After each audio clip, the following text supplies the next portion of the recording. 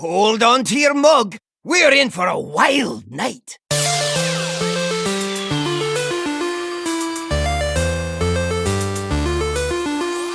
Greeting, traveler.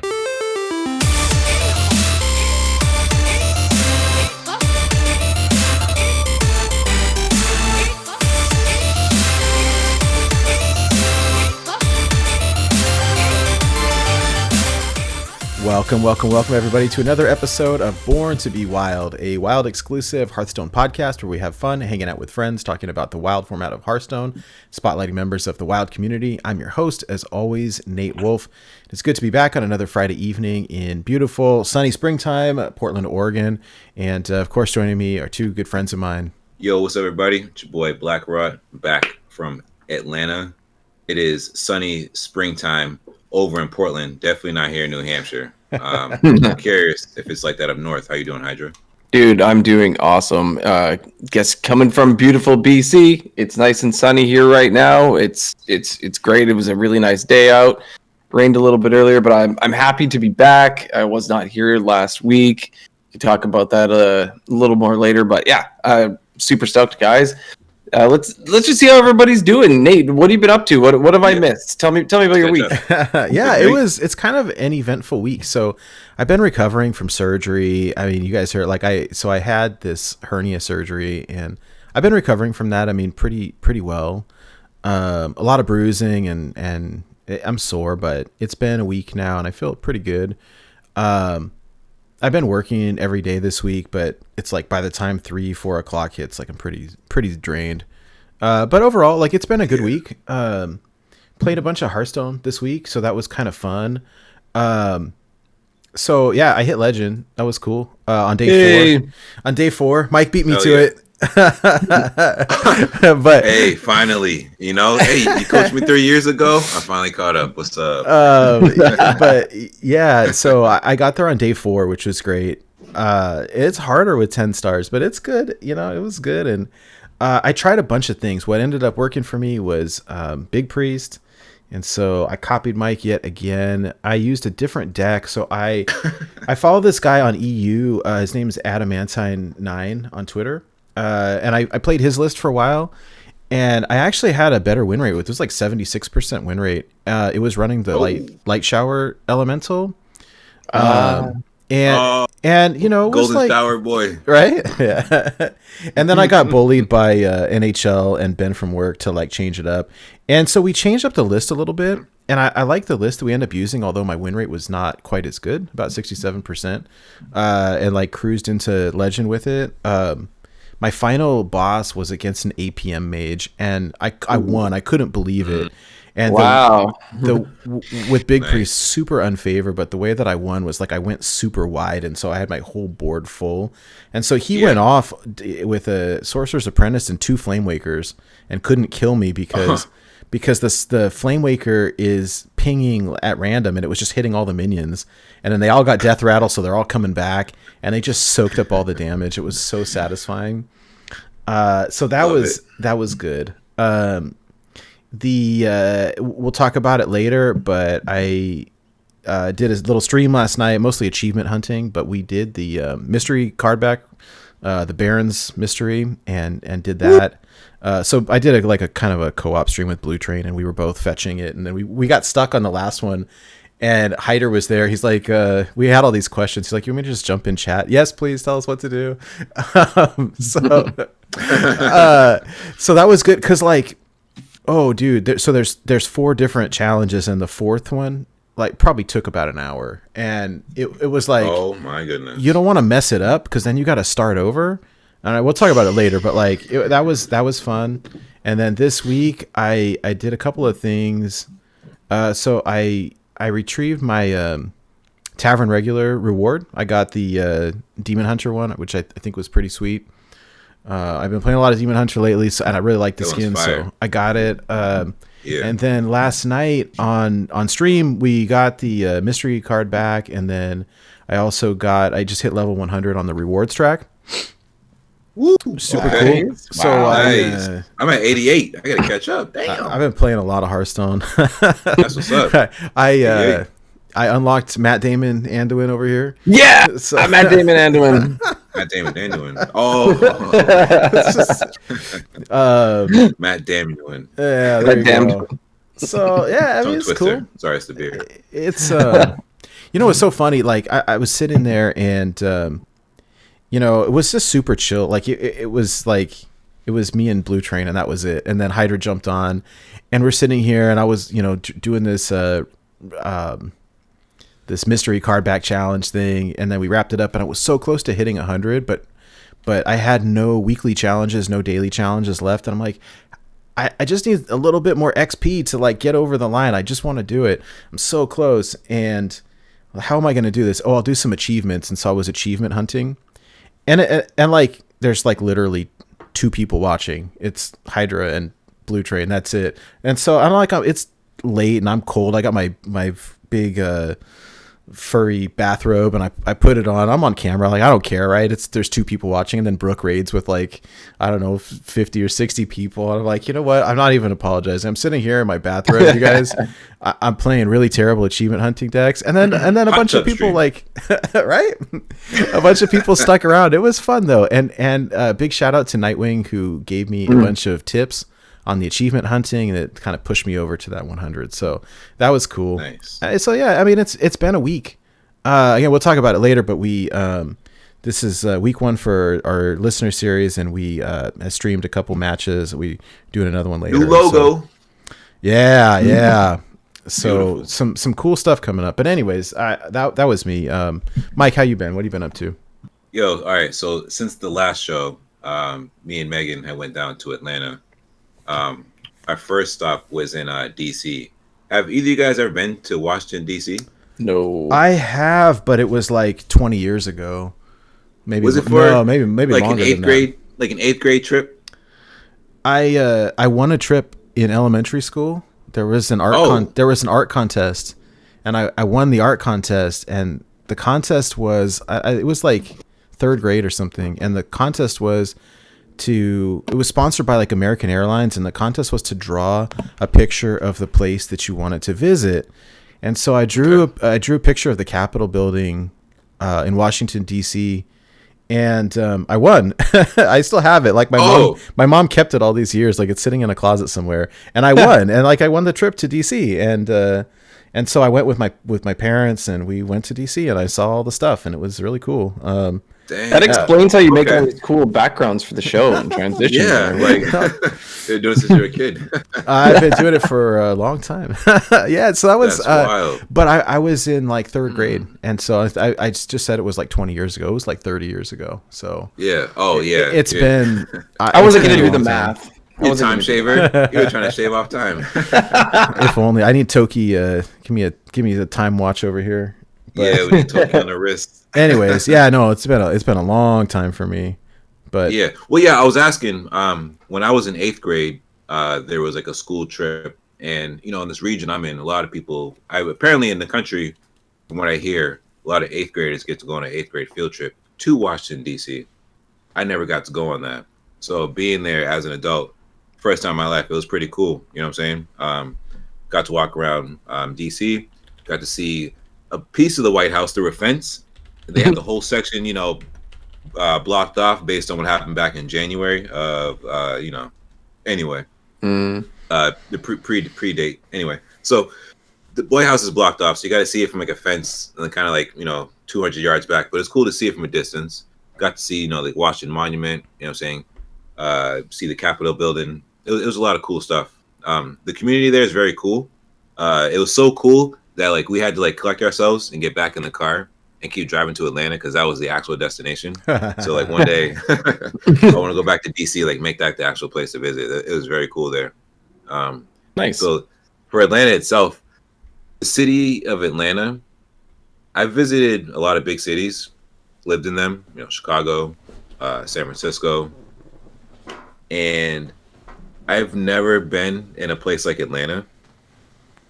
I expected, because I come from South Carolina, Goose Creek, North Charleston, very, very heavily populated with African Americans everywhere.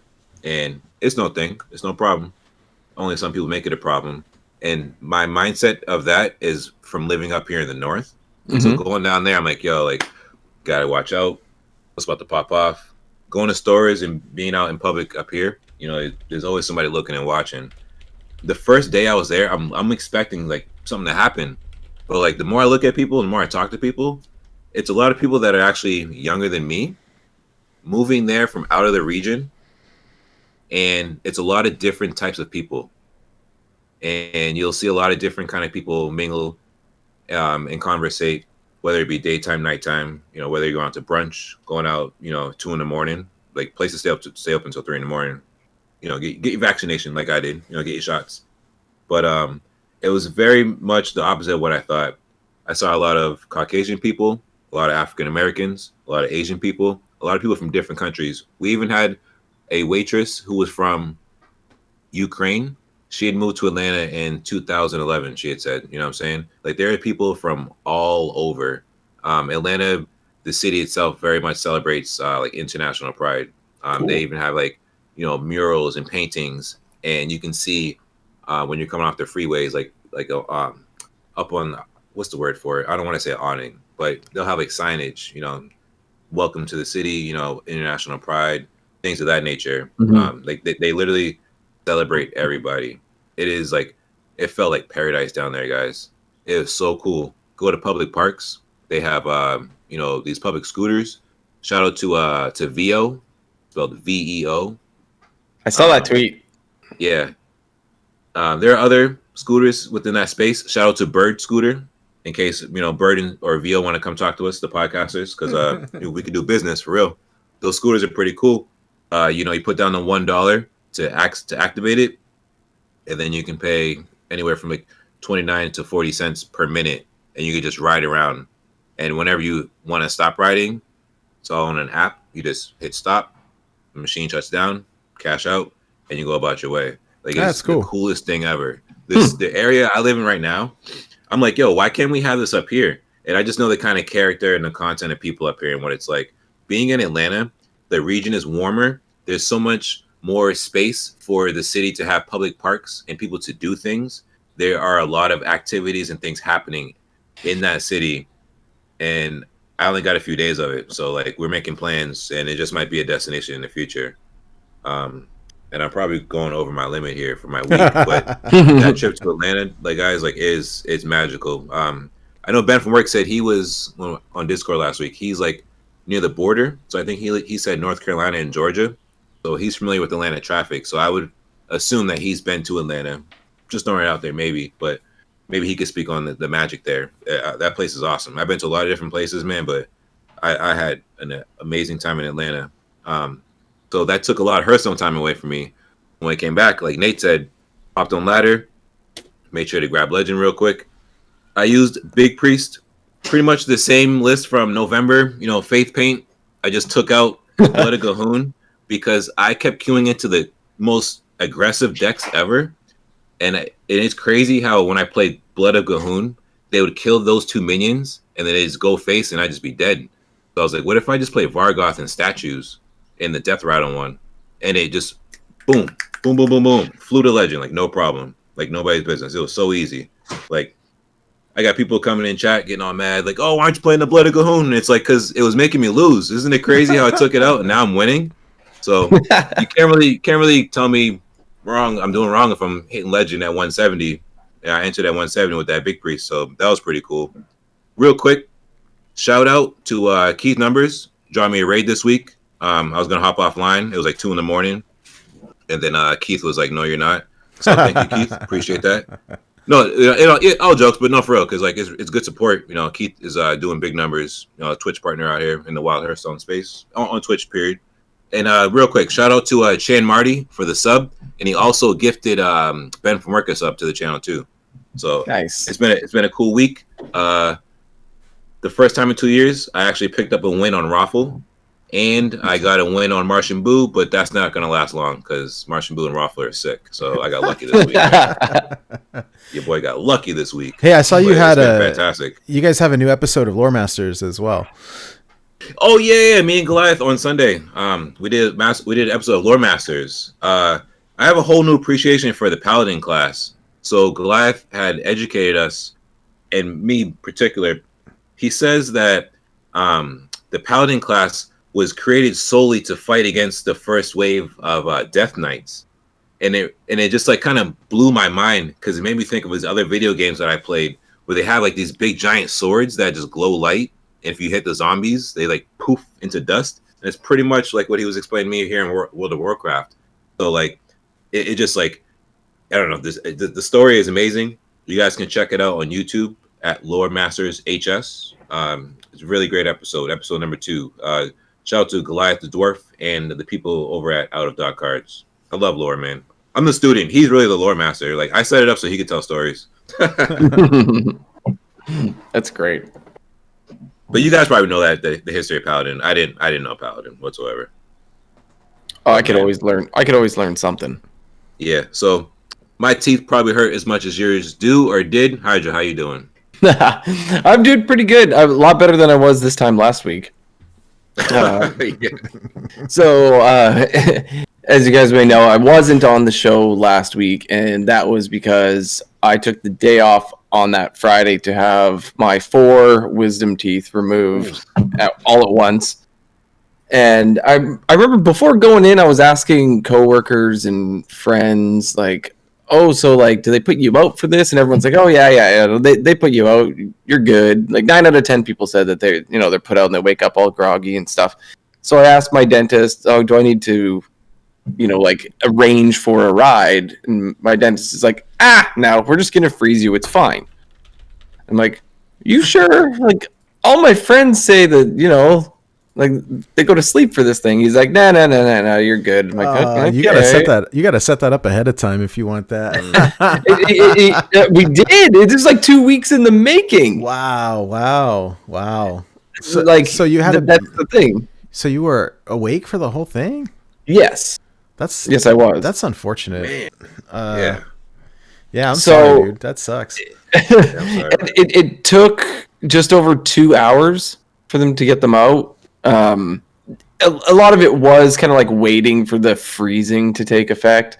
So they jabbed you with a bunch of needles, and then they waited for a while, and they poke around, and they jab you with some more. And there was like they used like a dozen, I swear. I lost count after like 6 or 7 needles.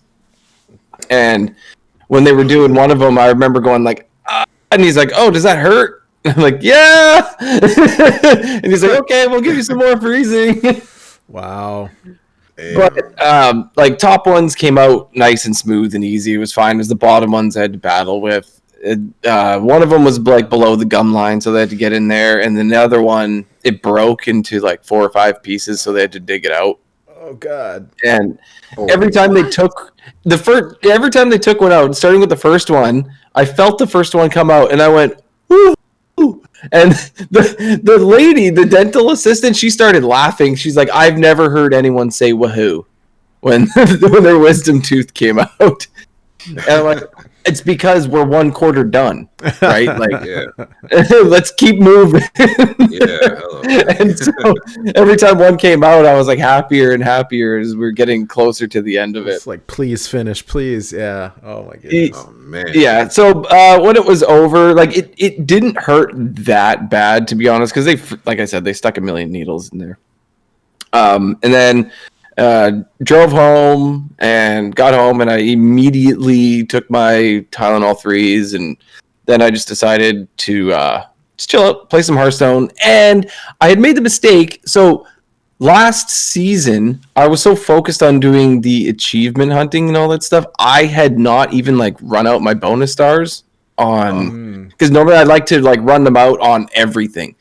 Like on Wild, Standard, on EU, only in Wild. They don't do Standard usually in EU and Asia. But this time I actually had played Standard on the other regions as well. And I was just messing around so much that I'm like, oh my gosh, it's the last day of the month.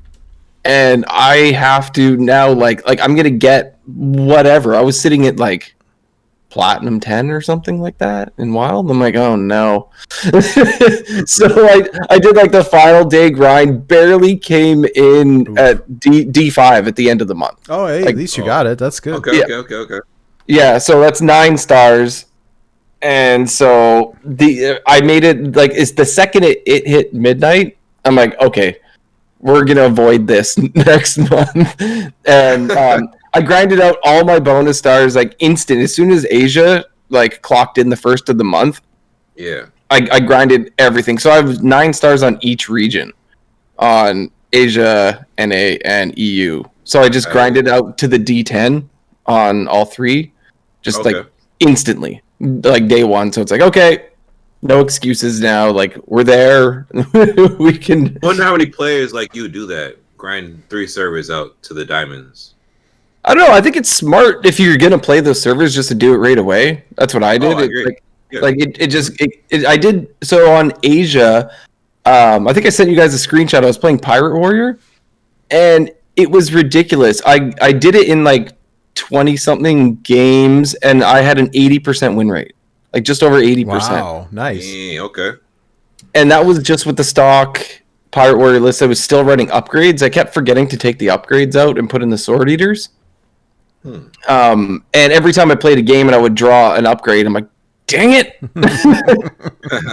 That would have been a Sword Eater. But the upgrades do come in handy if you're using like Ankar, whatever. You end up getting, another draw. So it's not that it's bad, but I think I prefer the Sword Eaters instead. Mm-hmm. Yeah. So I did that, and like I said, grinded out all my stars. I had nothing better to do. I couldn't do anything, really. I was just sitting on my butt. The dentist told you not to, lift anything or do any type of work like that. So come Monday, Tuesday at work, I was getting coworkers to do my bidding for me. I actually have two new guys that are like working with me and under me. And so I was like, I'm going to use you guys. You guys have to do everything for me. So, please and thank you. Like, not to be a jerk, but I don't want to pop any like blood clots or stitches because I had stitches where they took out the bottom too.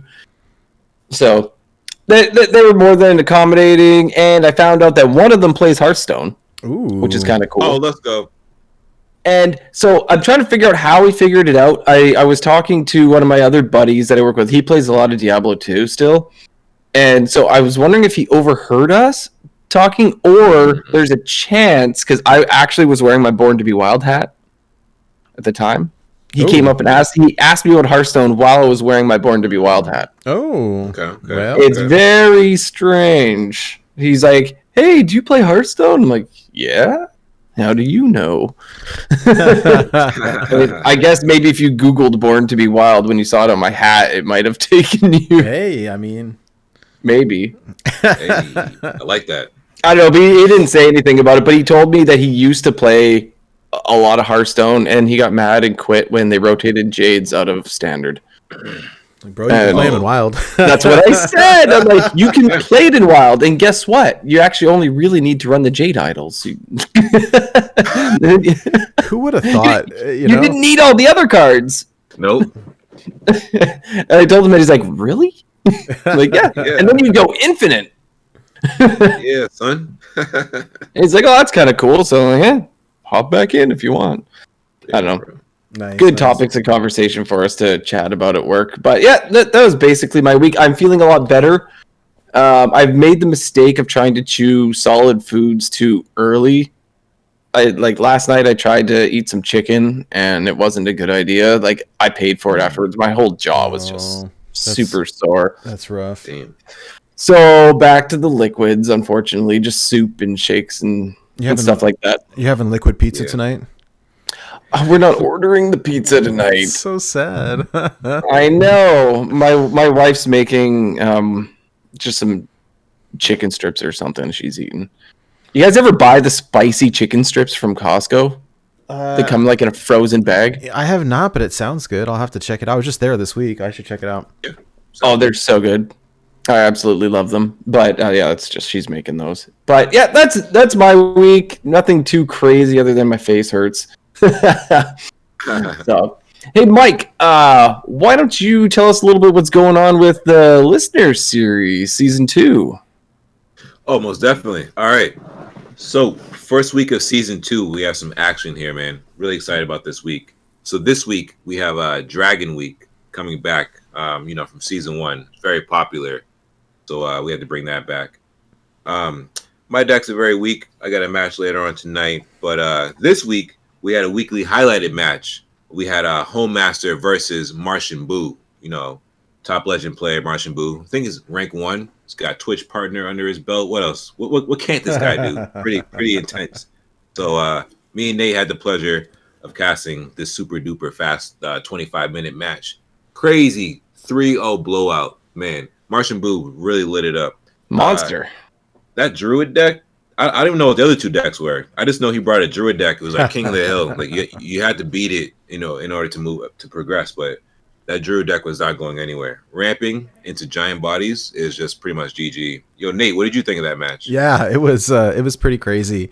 Yeah, it was fast, and he's unstoppable, and he's just an incredible player. And I think in looking at the deck building restrictions for this week, Druid seemed like the deck to beat because it has the big dragons, but with the spell restrictions, the ramp cards still fit. And so it was like, that's the closest that you're going to get to like a meta deck, if you will, I think, for this week's challenge.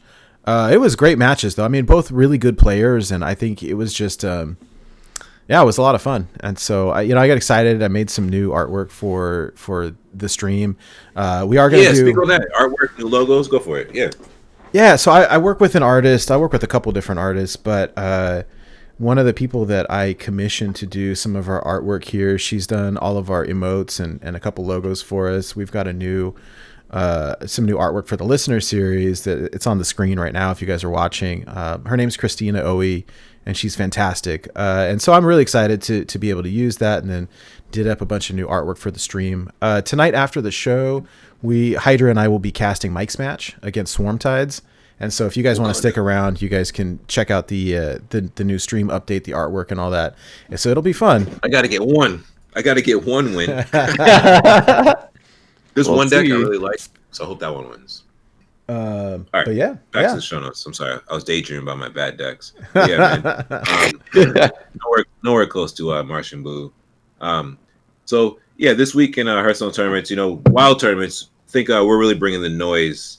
There's a couple of matches I'm looking at on this page here. I'm really excited for how these playoffs are gonna turn out. We have a lot of, like, last season we had like 34 players, but like this season we got a lot more players, and it's a lot of like heavy hitters. We have a lot of Twitch partners, a lot of people who like don't stream but they rank high. Like it's gonna be like a bloodbath out here. I'm really excited, really wild. Check out the series over at borntobewildhs.com. Nice. So, I want to shout out Hearthstone HCTS. They have their $1,000 prize pool tournament going on this weekend. I initially had signed up Wild tournament, but had some other things come up, so I couldn't participate. But wanted to give them a shout out because they're throwing Hearthstone tournament out there in the Wild format. So anytime I got my eyes on tournament scene all the time, but whenever I see a wild tournament pop up, I got to give it a shout out. With us being the #1 Wild Hearthstone podcast in the scene, so we got to put that information out there, let everybody know. So shout out to HCTS and Zeddy for that $1,000 prize pool tournament they got going on. That's nuts. I shouldn't just like speed past that. I should slow down. Like that prize pool, man, like $1,000. That's crazy. Like, what do you think about that? $1,000 prize pool. I want to know who's funding it.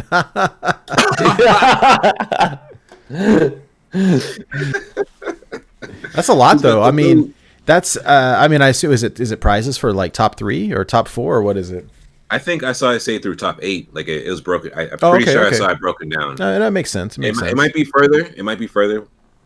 I took a quick glance when I was in there a few days ago. But yeah, shout out to them. And for myself, working on some other tournaments, but I want to announce them when it's time. So I'm going to hold on to that for now. All right. So for more definite news, we're going to pass it to Hydra. And there's some interesting things here. Oh, real quick. Dame Hazelbark is the worst druid hero ever. Go ahead. Well, speaking of Dame Hazelbark, we do have and I like Dame, by the way. I know. Everyone knows me and who was it? Martian? It was one person. I think. I don't think she is afraid of Dame. I believe. Oh yeah, Martian and she. Yeah, us three. Yeah, I can't Yeah, so we have Dame Hazelbark is back in the store. So for a limited time only, if you would like to pick up the creepiest of the heroes, you can pick up Dame Hazelbark for $9.99 USD in the store right now. Sorry, Hydra. Yeah, I know yeah. who else like it. Cora. Oh, Cora.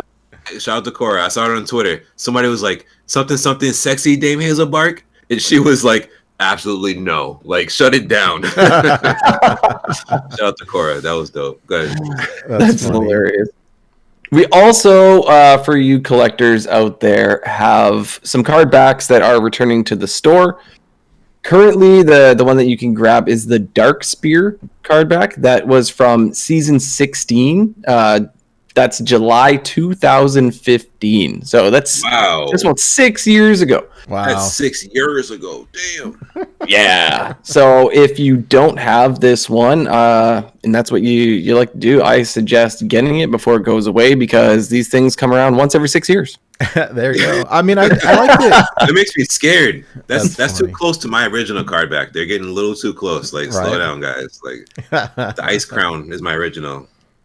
Yeah, I'm gonna cry. It's funny because whenever they release one of these that I don't see, I'm a hypocrite. Hold on here. When they release one I don't have, I'm like, oh yeah, because I didn't have the pumpkin, right? So I'm like, yeah, I got the pumpkin now. And then they release this one. I'm like, what the heck, man? Like I earned that. Yeah, you get it. Oh, it's me. So you all right? You get it. Yeah. So I make 0 sense. I guess it's just human. I don't know what it is. Like I love it when but then we also have a couple more coming. They're not available yet, but it was announced that Pizza Stone is coming back. Oh, is it? Okay. Yep. Pizza Stone will be back. That was from February 2019. And Sparkles. If you guys remember the Sparkles one, it's that pink one with the stars on it. Yeah. That's the one. That's the one. The first time Flame Waker Mage was around, I actually used that card back just to piss people off. Like, that's one that Ziggy uses, the Sparkles. I remember. Yeah, I like I it. do think it goes well with the newer Jaina heroes. It pairs well, like the pink. Okay. So if you want to get all fancy and make people angry with your cute little Jaina and your sparkly card back, and then just Flame Waker the crap out of them, do it. That's great. So yeah, if you're a collector, grab that stuff now. Also, we have a Brawl event. So this is another Battlegrounds event that is invitation only. And unlike the previous event that we had and many, many before it, it looks like Blizzard did a little thinking, and we have at least half of the contestants being women. Yeah, they really listened. So you have to give them credit for that, I think. Yep. So, hey, that's great. Credit to Blizzard. Props to y'all. Yeah. I tweeted today, Celissa and Sun Glitters and Swaybe liked it, so I felt pretty cool. Pretty cool. I said cool because of the beers, but yeah, it felt cool. And I also had mentioned, did a little bit of complaint on this show, so I hope that the percentage that we did mixed with everyone else's percentage had pushed whoever the powers may be to make this happen. And now that it happened, I also had said they better keep it open, otherwise we're all just going to come back and bang on the door. Like, this should be happening all the time. Like, I'm glad that one group in this community was able to break through and be heard. If it doesn't do things for the other groups in the community, I'm just glad that the one group who barely gets shine anywhere actually got it here. Like, it's so crazy to see, but it should be normal. So I'm like on the fence there. I'm like, I'm reacting, but I shouldn't react. But I'm really glad. But it's like, all right, let's keep this going. Don't make it a one-time thing. So I'm glad. I'm really glad. Yeah, I think you hit the nail on the head there. It's like, okay, you say you're going to do something, and then, you got to follow up and do it. Like, you can't just say it. You got to, actions speak louder than words. And the question here for me is, Like, okay, because the time proximity is so soon. We all complained about it a month ago. And like, this is the next one. Okay, cool. The real question is, what about the one after this one? And then the one after that and the one after that. And so if they can keep it going, hey, they get a big attaboy, pat on the back, whatever. Yep. I just want to make sure that it's consistent. And so, but hey, I mean, I think that this is great. It's a step in the right direction, and that's cool. The other thing that I really like about this event is that there's Twitch drops, because I don't really care. I mean, Battlegrounds is fun. We played the other night. A group of us played the other night, and that was fun. I normally wouldn't watch a Battlegrounds tournament. I mean, maybe I'd like to learn, because I'm not very good at it. But like, there's Twitch drops for this, and so if you watch for 2 hours, you get a pack. You watch for 2 more hours, so a total of 4. You get a second pack, and so it's like a win-win, right? I like that. Yeah, I agree with that. So I know, like, I'm with Nate. Battlegrounds doesn't really grab me unless it's specific people streaming it. But looking at this sheet here with the people on this sheet, like, these are all the people I do watch stream Battlegrounds. So I was like, I'm hopping in this. Like, plus there's Twitch drops, so let's go. Yeah, I see Swaybe on there. I'm always in Swaybe's stream whenever I'm feeling some Battlegrounds. Swaybe in the building. That's so sick. Yeah, and what's interesting is because they've been doing Hearthstone on YouTube lately. This one, my understanding is it's going to be streamed on both. If you look back at the poster. Oh, word. Oh, yeah, it's got the logo of both. It's real small here, but they're streaming it on Twitch and YouTube. But we get the Twitch drops. And frankly, Twitch, I much prefer Twitch drops to YouTube drops, because you get them quicker. And also Twitch has a way that you can check the progression. Like, this says, hey, I got to watch 2 hours to get 1, 4 hours to get 2. Like, I can check the status and it'll say, you've been watching for 1 hour and 37 minutes. Like, oh, cool. All right. Now I know how long I have to watch. And then when it's time to get my drops, like, I one click to claim it, and then it's in my account. Versus YouTube, like, I gotta hope that, I gotta connect my accounts, and then I gotta hope that it magically appears, and then it takes 48 hours to show up. And so I'm a fan of Twitch over YouTube personally. But yeah, I don't know, free stuff. I told him last time. I mean, I was joking, but like in tweet form, like, hey, you want me to watch GMs? Like, bribe me. You give me a couple packs, I'll watch for sure. But I'm not watching for free. I mean, I feel you. I mean, if they had wild tournaments, I'd be watching all day. Like, gosh, I hope I hope that Zeddy streams the one tomorrow. Like, I would watch that stuff. That's good content for me. But I mean, and I've been delving into standard a little bit more because I'm trying to grind out Demon Hunter wins, and Demon Hunter sucks in wild. But like, and so, I'm interested in the meta a little bit, but not the same as I am in wild. I mean, it's different. The passion level is legend on day 4 versus like I'm achievement hunting in standard on the rank ladder, and I don't care about my rank, and so it's different. But anyways, hey, I'm just happy. This is all good news. We got more representation, and we got Twitch drops on top of it. That's a win-win. I just hope we get to the point where the ratios and this type of thing doesn't need to be celebrated. It's just standard, right? Like, it's just something that we don't need to look at and go, oh, you did it right this time. Like it just become a normal thing. Yeah. Oh yeah, I agree.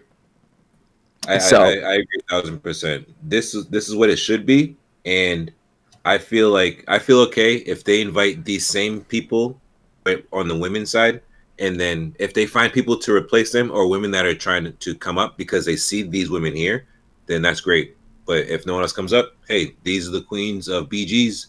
Don't take them out. Don't have just half now and then 25% in 2 weeks or the next tournament, because then everyone's going to come after you. It shouldn't be a thing, like I just said. Just make it normal. Like, one day we'll be there where it's just the norm. And cool. The funny thing is, like, they're better than the guys anyways. Like, they really are. I mean, no joke. Like, these are some of the best. These are the best Battlegrounds players in the world. So when they don't get invited, like, particularly disrespect. sitting here looking at like Sun Glitters and Slissa. Like these are a couple of the best BG's players around. Period. And Nicolina. Yeah, period. I mean, and there's a few that I'm not as familiar with, but like I was floored. Like I learned how to play Battlegrounds watching Nicolina Moon tutorial videos on YouTube, and they're really good. The production's good. She explains them very well, like in layman's terms. And I was like, hey, this is wonderful. And then to see like them not get invited, like what? so disrespect. I just watched it. Oh, Hoppa Bear too. I didn't say her name enough. Hoppa Bear. She's up there. Oh, sorry, Hoppa Bear. No disrespect. Yeah, she's so good. Like you said, man, all the women on here will easily dust all the men. It should just be all women invited. Like the guys should do a tournament to get their way in. Like all these women are so good at this game. What I think would be fun. So the way that they paired these teams, right? Four teams. They tried to split them up, you know. So we've got, you know, a pretty evenly matched group. If they had split it like boys versus girls or whatever, the girls would have whooped them easily. Easily. Oh, it would have been. I mean, night. just saying. Maybe they should have. That would have been funny. Yeah, they would have got sunned real quick. Well, yeah. Anyways, yeah. So what else we got? Okay, so we had a card that was discovered by a Reddit user, and it was just a missing card that we hadn't seen before, and apparently it was hidden inside the official Forged in the Barrens press kit. Oh. It is yeah, weird. It was a 5-mana beast, 4/5 in stats, charge Stormhide, and it reads, after a friendly minion is attacked, deal 2 damage to a random enemy minion. And so, that actually sounds... It seems really good, actually. It seems good. Maybe it was left out on purpose.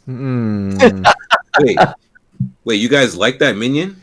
It seems. I like the effect. That's something interesting. It reminds me of like the Tiller type stuff, or like, I don't know. I think there's some potential there. I kind of like the effect.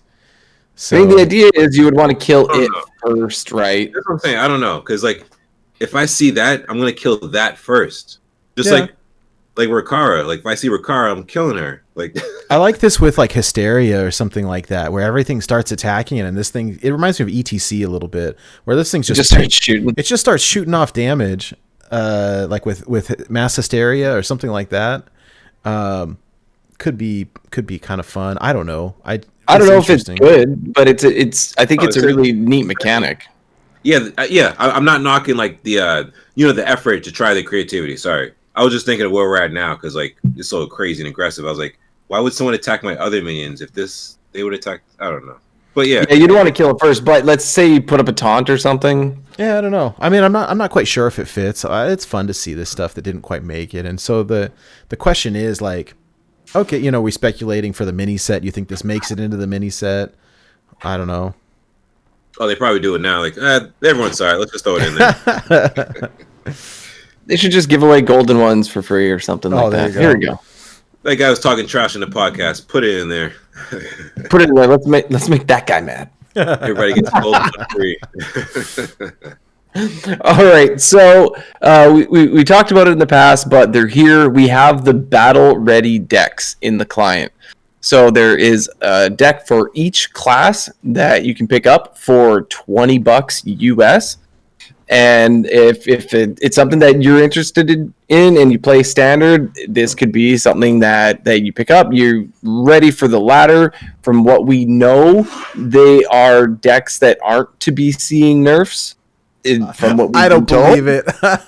From what we've been told, we will see. But I mean, they do some crazy things sometimes. But I can't imagine that they've selected these ones and then they're gonna make everybody angry that bought one of these decks and they're fit into the ground. So are these something that either of you guys like? Does this entice you to buy? Like, do you think the value's there, like legendary wise, or like Mike? Would you pick one of these up? Yep, I actually got the Warlock one today. Nice. So cool. That's got Ticketus and whatnot. Yeah, Ticketus has got the whole, Twisting Nether. Then you drop the 6/6 boys. I got so tired of queuing into that because I also been playing some standard too. Shout out to all my coin turn one Octobot players. I love that play. Coin out the Octobot. So sick and standard right now.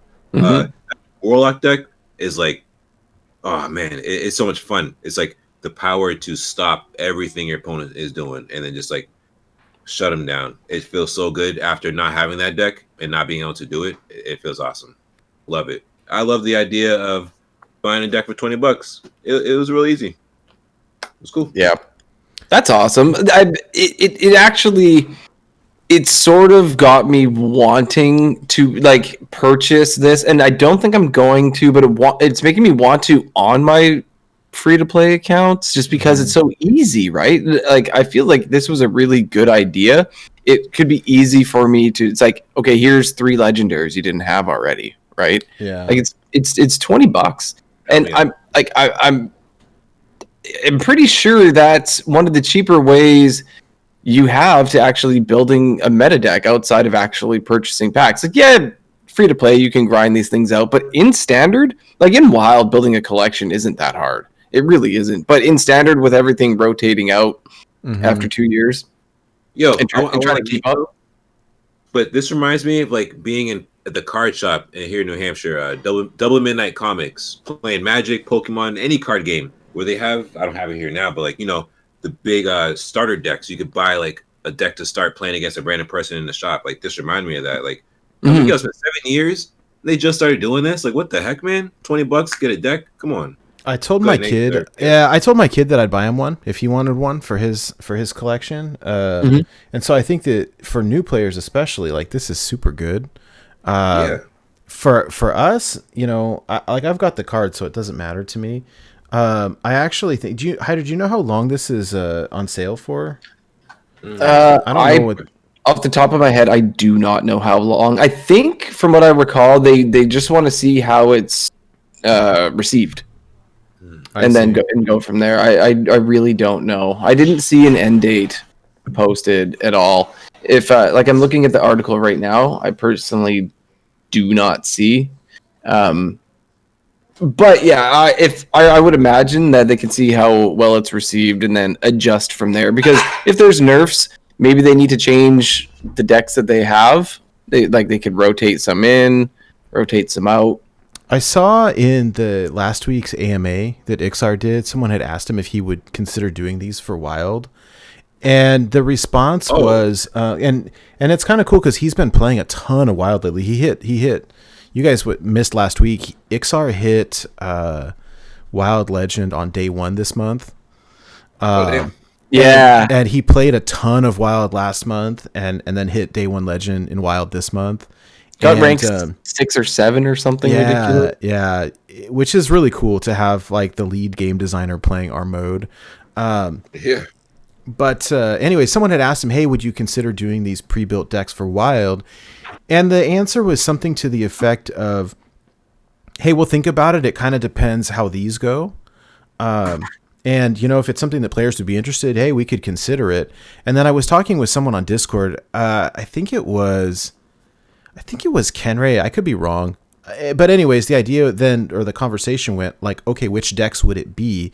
Because there's no way they're going to give you Reno Priest or Reno Warlock, that's like all made up of so many epics and legends for $20, right? I remember that conversation. We were saying if they did have a Reno deck, but what are the chances? Nah, they won't. Like they give you Big Priest, or they'll give you like they'll give you the ones that don't cost. They'll give you Murloc Shaman.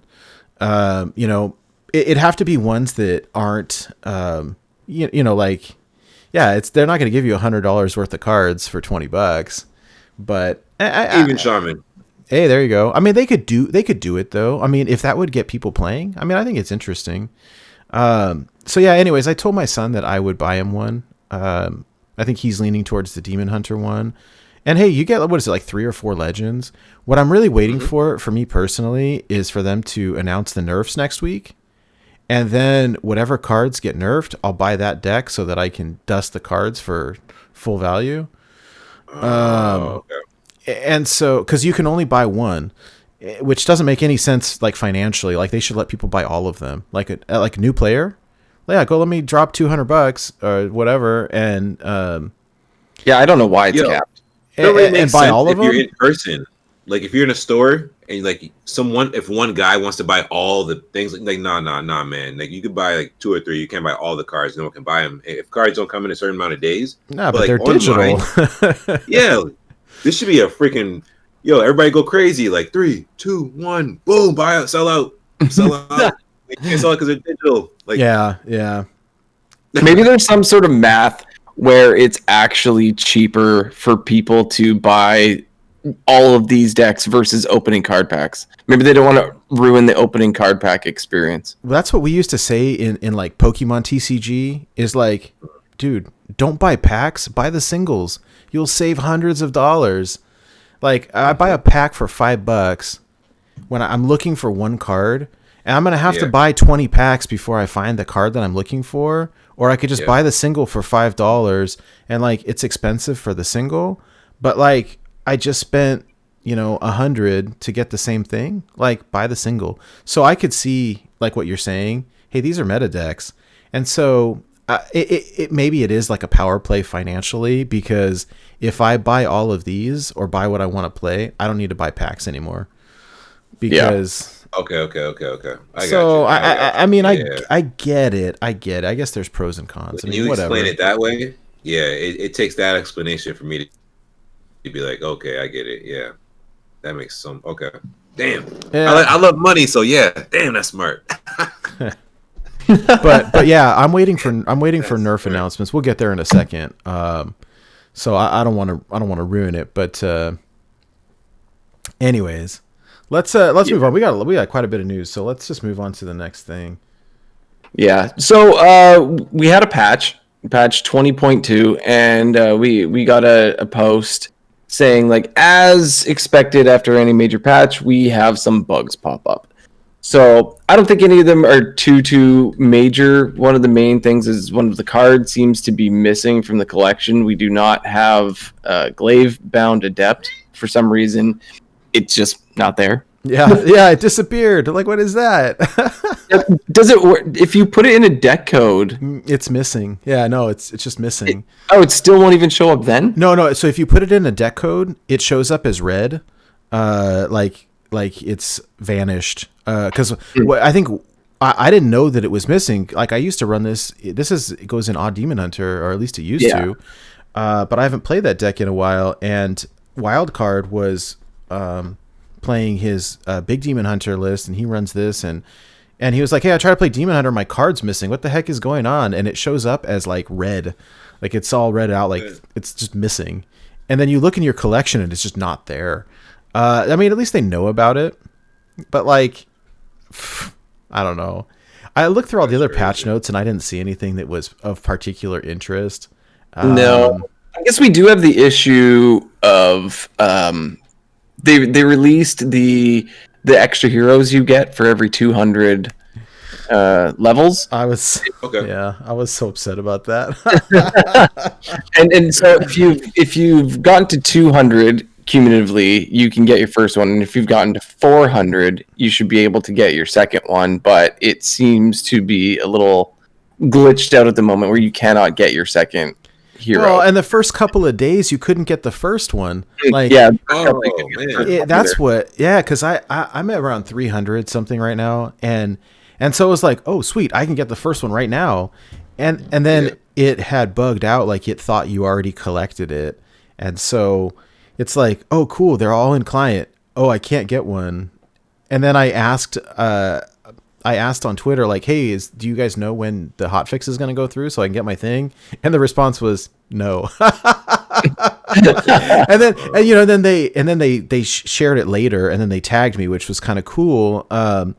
And so I was able to get it, day before yesterday, I think it was. And so, I mean, I got the Illidan one. I like that one a lot. There's a couple. I really like the Shaman one, and I like the Rogue one a lot too.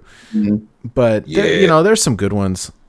It's so hard when you have to pick they give you so many options and you have to wait so long. I know. I grabbed the warlock. What is it? The Nemesis Gul'dan. Oh, cool. All right.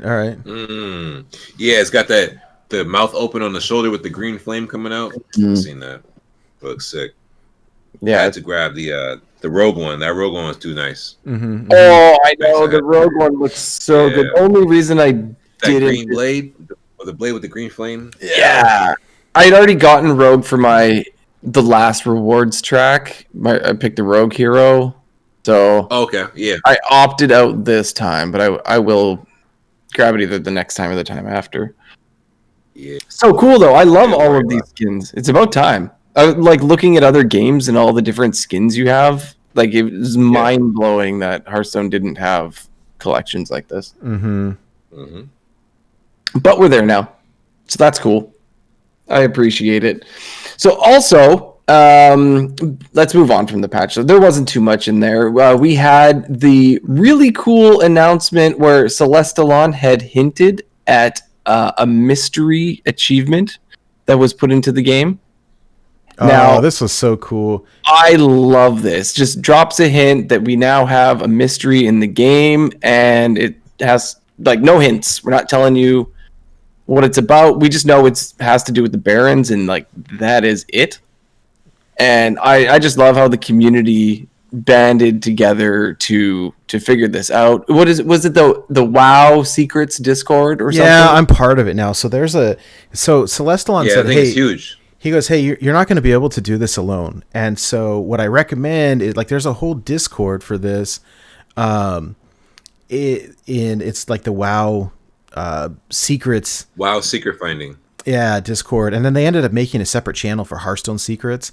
Because it got so busy. It got so busy, and these guys so they created a Google Doc, and everybody could go in and then there was an owner who was editing things, but you could go in and add pictures, or you could type stuff, and then it'd have to be like accepted or rejected, approved by the guy who was running the thing. But I was watching it since day one, and I got to contribute stuff to it, and I'm all excited. So like the official documents, they're my screenshots that are in there. So that's so cool. It was kind of cool. You can see my crappy Demon Hunter deck in the background of where it shows the card back. Like it's my decks in the background. So it's like, oh, that's cool. I had fun with it, and it was like wild goose chase, or like, I don't know, like a snipe hunt, And so you're sitting here looking, like trying to figure out what could it be? What could it be? We start reading all the lore for all the mercenaries, and we start clicking on all the stuff.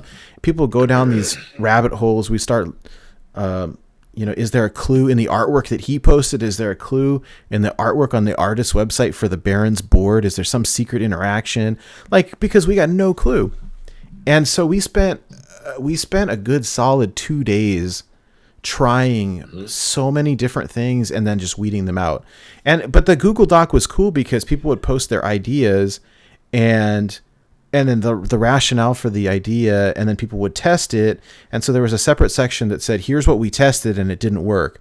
And so at least you wouldn't go and test that again. And so that's what I spent the first half of the week doing. It was really fun, actually. It was really cool. It was really cool to see all of it in action. Yeah. And then how they ended up doing it, I don't even know. I mean, without spoiling too much, the hints ended up being these four different mercenaries, their flavor text. But even then, how you would extract that from this and then test it, dude, it's crazy. And I guess we shouldn't really blow up exactly what all there is to do. People could probably figure, look that up themselves if they want to, but it's crazy. The hoops you have to jump through to complete this is crazy. Yeah. What I will say, as much as we're trying to make sure we don't blow the top off of it, I just want you guys to know, anyone who looks up Hearthstone on their computer, you're gonna have these tracers. So whenever you hit Google or search anything, this is one of the first 3 stories that pops up. So it's out there. The Hearth Poem, Hearthstone top decks, they all have articles on how to get this done. So by the time they hear our voice, half the world will have this card back. Well, no, here's the thing. I think what we say part of that is Google sheet was pretty crazy. Go ahead, Nate. What I would say is It's cool because here's the thing: if you try to do this on your own, you're never going to figure it out. It's impossible. Like this took thousands of people, like collective brain power to do. Yeah. Like I don't think that any one person could do it alone. I mean, at least not in the short time period that we had. I mean, maybe given enough time, maybe. The cool thing is when you go to the different websites, it's optional. It's hey, you want to walk through to learn how to unlock this thing? Here's how to do it. But it's not like there's some big spoiler. It's very optional. Like it's not like you're gonna, find out who killed who on some TV show and have it ruined for you. Like this is something like I swear you're not gonna figure this out on your own. And there's no shame in using a walkthrough. And so I use the walkthrough 100%. Yeah, 100%. I waited. The only person who's not using a walkthrough is the guy who made it. So yeah, like I was saying, being a part of this project is pretty cool to see everybody collaborate and come together. Being inside that Google Doc is pretty cool. You see everybody, putting their ideas out there and trying different things out. And like Nate had said, there's this trail, so you know what not to try, so you're not wasting your time. And then being a part of this Discord, I'm in a lot of Discords. This freaking WoW secret finding Discord is gigantic. There's so many people in here.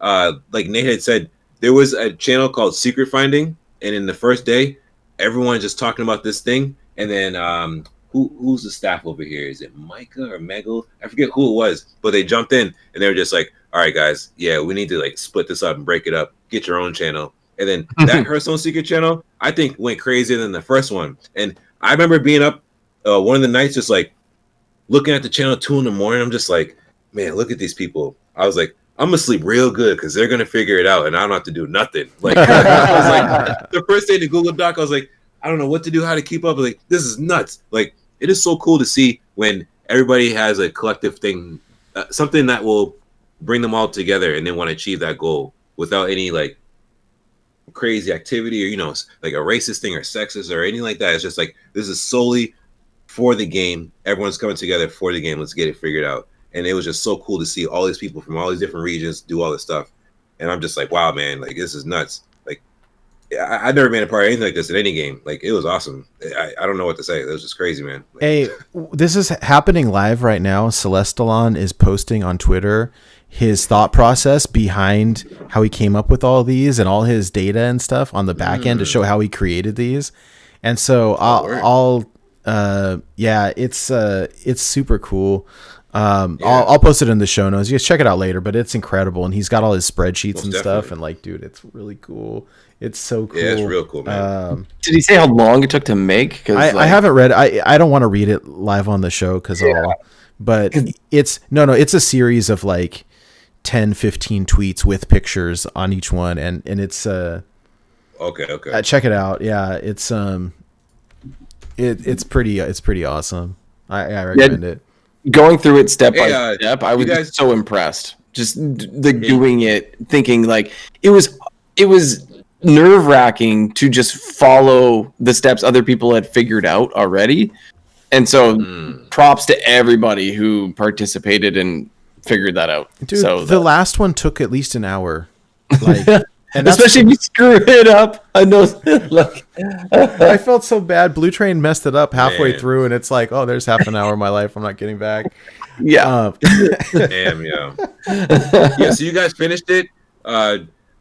I tried the last one first, and I decided to make every deck of mine have the original card back because it literally says the only card back you'll ever need. I don't know if I can get to that puzzle, man. Oh my god, it was crazy. And that's with you guys. That's with a walkthrough. Can you imagine trying to do it like solo with nothing and you just figuring it out? Like, if they can make this puzzle, then they can rearrange the way the deck looks, and then I'll do the challenge. Why is the deck still sideways? Anyway, why does the friends list not work? New section. Sorry, I'm just. Oh, sorry. Yeah. So we did get an announcement. We got a tweet from Alec Dawson. He tweeted out that nerfs and buffs are coming shortly. So next week. Yes. Okay. Yeah. Okay. Set up straight. We got nerfs and buffs. Keyword buffs there. I love it when they do this. So Alec stated, had some great balance talks over the last few days. 5 nerfs and 10 buffs in next week's patch. Looking to bring up some underperforming classes / archetypes. There is spicy stuff. Okay. Yeah. All right. Yeah. So, what do you guys think about the nerfs? I mean, I've got my own thoughts. I don't know if you guys want me to go first or you guys want to go first. It doesn't really matter, but I feel like for a nerf, Crab Rider. I feel pretty confident in the nerf discussion. Crab Rider is going to get hit 100%. It will because it's played all over the place, everywhere. Wild, standard, everything. And you coin it out on 1, you can't kill it. You drop it on 2, you still very rarely can kill it. And then it gets buffed and then you die. Personally, it's the 4 health that makes it hard. If they took it down to a 1-3, I think that's fine. That's probably all it needs in my mind. I can tell you how many times I've coined it out and then Hand of a Doll like the next turn, and then they just concede because Wind Fury. It's nuts. If you compare this to that mech that we used to play in, Flying Machine. Yeah. See, One it's turn not earlier. Well, and this has Rush also for 2 mana. I mean, I don't know. I've lost to this quite a bit. I think it's the first one they thought about because this card is one of 2 cards: the Flying Machine plus Skaterbot. I used to have to play Mech Warper to make those cheaper to combine all that stuff, but Crab Rider just woo. Dude, that card is ridiculous, bro. Yeah, get it out of here. It's over. I mean, what's interesting is he said that they want to bring up underperforming classes and archetypes, like looking, of course, at and something that we always have to keep in mind is that when they do this, it's always based on standard, right? And there will be wild implications, but the nerfs are based typically on standard, unless something is super busted in wild. But like, when you look at the distribution, Shaman is at the bottom, and someone had mentioned last week or sometime over the past week, I thought it was so funny. Shaman is either broken and gets nerfed, or Shaman's the worst class. It's like one or the other. Yep. And right now it's the worst. And so honestly, like I'm 50 wins away from my 1K portrait. So if they want to buff that class, that's cool with me. I like the idea of Murloc Shaman, like Blue Train hit legend with Murloc Shaman. I like the deck, but I wish that it was a little bit stronger to compete with everything else. And so a nerf to Crab Rider hits that. But if they wanted to buff something ancillary, like I would take it. So I don't know, but I could see this Crab Rider is going to get hit 100%. The other one for me that's like a no-brainer is Incanter's Flow. Like it's going to get hit. When you look at the win rate percentage, it's like 75%. If this is in your opening hand, you win. It's absurd, like the win rate percentage, and this will have a direct impact on Wild. Depends what they do with it, right? What I imagine is it says, like, maybe it costs 3. I don't know. I'm not even sure what they'll do with this, but like cost 3 or no less than 1 on their reduced cost of spells in your deck by 1, but no less. Yeah, maybe something like maybe if it's no less than 1. Yeah. So the question is, does that kill APM Mage? Like maybe, I don't know. I mean, if you still with Sorcerer's Apprentice, then it gets down to 0 anyway. That's true. It probably doesn't. So, and they're not nerfing Sorcerer's Apprentice. It won't happen. At least not right now. It's not. I know they're looking at it because Ixar mentioned it last week that it's, he said the 2 polarizing decks in Wild were this APM, Flamewaker Mage, and Darkglare. And someday I'm gonna be just like you. I mean, if it goes to 3 mana, I think that it'll definitely slow down, right? Like it gives aggressive decks a chance to smork you down before you can actually combo off. It gives 1 extra turn. Or 2, because you have to play this twice. Yeah. Yeah. Yeah, I mean, Sorcerer's Apprentice is the real kind of issue. So I don't someday know. I'm gonna be just like you. Her day's coming, bro. It's been 7 years, bro. Someday. The other ones that I see for me personally, I think Conviction might get hit. Oh God, yeah. Oh my goodness. I mean, I scored this one a 5 on day one, and it's it's interesting. I mean, it's really strong. It's very, very prevalent in all of the different standard Paladin decks, but we see it in Wild, particularly. Hand buff is sitting at tier 1. I just got OTK'd by two charge minions and two fully charged convictions, and plus 12. it's pretty rough, and I don't know. I mean, I was playing it in Odd Paladin, and it's really, really good there too.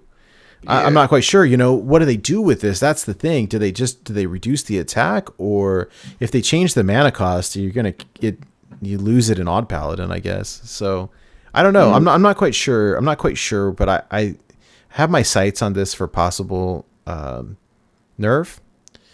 The other one that I could see getting hit, possibly, is the new Alexstrasza, because no, why? whoa, what? I like the card. Don't get me wrong. In fact, I really like this card, but I could see it. Because it's over the top lethal out of nowhere. It's the guaranteed you're not safe at 8. It's just 16 damage when you play 10 move off the Shadow Step and it's 0. What? Yeah. So we'll see. The other ones that I saw that people were complaining about that I think are maybe a little bit less likely, but I don't know. And again, this is like my personal speculation. Maybe Refreshing Spring Water. I don't know. I don't really think that it's the main problem, but it's a contender for me. The one I've seen people complaining about, which I also think is kind of a non-issue, is Mancrick. I don't get that one. I don't think that it's... Corbett explained it to me today. Okay. He said in the standard format, the problem there is when the enraged Mancrick comes out, he said 10 health is a problem in standard. Yeah. Oh yeah, no. Yeah. And someone posted today, and it made a lot of sense that like they're comparing this with Alexstrasza and saying, hey, Alexstrasza should be able to kill Mancrick. Like, you got this giant dragon, and like the 8 damage can't even kill the Mancrick. And so I agree. It's not 3 damage is not the issue. Me Mancrick, me angry. Right? It's the 10 health. And so maybe they make him a 3/8. The other reason why I think that this is a nerf potential is because it's a core card. They can nerf it and give 0 dust refund.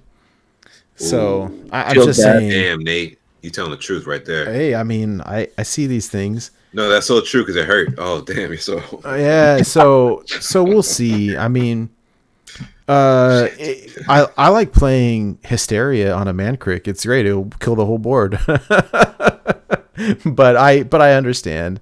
The only other one that I think is potential, and for me personally, and everyone's going to disagree with me, but for me personally, Ticketus, I like this card, but this is the ultimate feels bad card.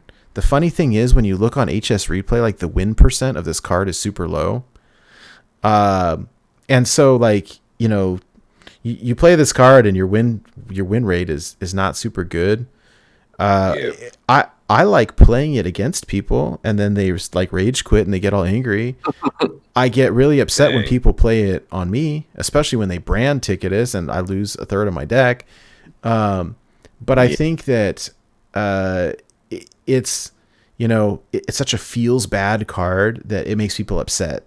And so they can say whatever they want about it having a lower win rate, but it doesn't change the feels bad part of it. And then what happened is, after the rotation, all the people that brought Control Warlock to the GMs, like, they're all playing this. And then like Tice played it in GMs last weekend, and like I took a screenshot of his deck because I was like, well, I have all the cards in gold, I'm going to play this deck. And is it that strong? Like, dude, it loses to Face Hunter on turn 5. And it loses to all the different Paladin decks, and it loses to all the Mage decks. Like, you win against the janky ones. It's not even that good. Like they call it Control Warlock, and it's not good. And so, but I could see it getting hit. I don't know what the right answer is. Is it? I mean, a 6-mana 8/8 is pretty good. Yo, Hydra, you go first on this card before I go. On Ticketus? Yeah, do you have an opinion? The feels bad thing. Like I get that they want to keep the customers happy. Hydra's an aggro player. He loves this card. Come on. Yeah, I never see it. I never see the card. And you know what? If you kill me with Ticketus, if you burn my deck, well, I just had a really bad draw. Like, whatever. Like it's happened, right? And what does it matter if you got rid of half my deck, anyways? And if I get to that point, I've lost the game anyway. So it doesn't matter to me. And like I know that they nerf around feelings sometimes, and for that, like I don't know, where does it end, right? Because like I feel bad when I see Flame Wakers drop down the board. I've been hearing someday I'll be just like you for like 6 years. Like, like nobody's nerfed that. My feelings are hurt. I don't know. Like, so like I don't know. I think that's more of like nowadays they're doing it. They're not going to go back and touch old stuff. They could leave Ticketus alone and I'd be fine. Like Mechathune, is that not feels bad when they combo off and they just kill you with Mechathune? Like that card exists. I personally think that they should leave it alone. That my opinion. Like it does what it does. Doesn't have a good win rate. If you don't like it, boo-hoo. That's my opinion. I don't mean to be harsh or anything, but like, No, talk to him. Yeah, like you're gonna lose. Like you lose one way, or you lose a different way, right? Like the game is designed for you to win 50% of the time. So it's something we all got to get used to. I like this card. I don't want them to touch it. Well, that's the thing, right? Okay, I usually don't interact with chat on the show, but Martian Boo had a really good point, and I beat this drum so many times, and I agree 100%. He says, all cards feel bad, nerf all cards easy. And I think the point is, right, that it feels good to win, and it feels bad to lose, and anytime you lose, it's like, oh, that's OP, you need to nerf it. And if you take that, it's flawed logic, because I think where that leads to is that, okay, at the end of the day, we do this over and over and over, and all of a sudden every single card is a vanilla 1 mana 1/1, 2 mana 2/2, 3 mana 3/3, and like no one wants to play that game. And so Yeah. Are you going to have a card? Now, I understand if you got something that's insanely overpowered, but there's like pros and cons with this. And it was interesting because in the GMs, the way that Tice won with this card was he did not play it corrupted. He played it normal and burned 5 of his own cards. And so like I don't know. I mean, for me personally, and I know a lot of people probably disagree with me on this, I typically don't like nerfs as a solution. I like buffs as a solution. If something is overperforming, then buff the thing that's not performing and give it a run for its money. Mm-hmm. You know, especially this core stuff where we're not going to get any dust refunds. So I don't know. Anyways, Mike, what do you think? Yeah, so I wanted you guys to go first. You could flesh out your ideas just so I could see who lands where. So think where I stick my flag in the ground, somewhere kind of in the middle. So for me, I've never played a game where I've seen things change based on how people feel. I've seen things change where there's a crazy power level of this one thing compared to everything else. So for me, when it comes to a card like Ticketus, if we nerf Ticketus, then we need to nerf other cards that make whatever feeling come out of people from this card. And that's the area I don't like I just said, like nerfing cards based on feelings. It's strange to me because I played card games since I was 12. So 21 years. Ticketus comes out, turn 7, 8? Like I just said, if you're playing an aggro deck, you never see this card. At the earliest, you can play it turn 8.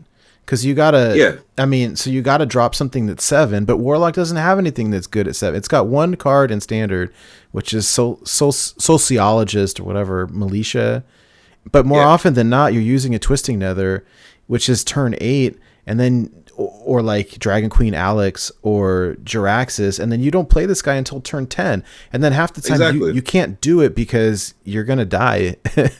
So, I mean, So playing aggro decks, you're never gonna see this card. Like Hydra said, aggro players don't give two craps about this card. This card comes out so much later in the game. So this card has the benefit where it gets to corner control decks or somebody trying to play a combo.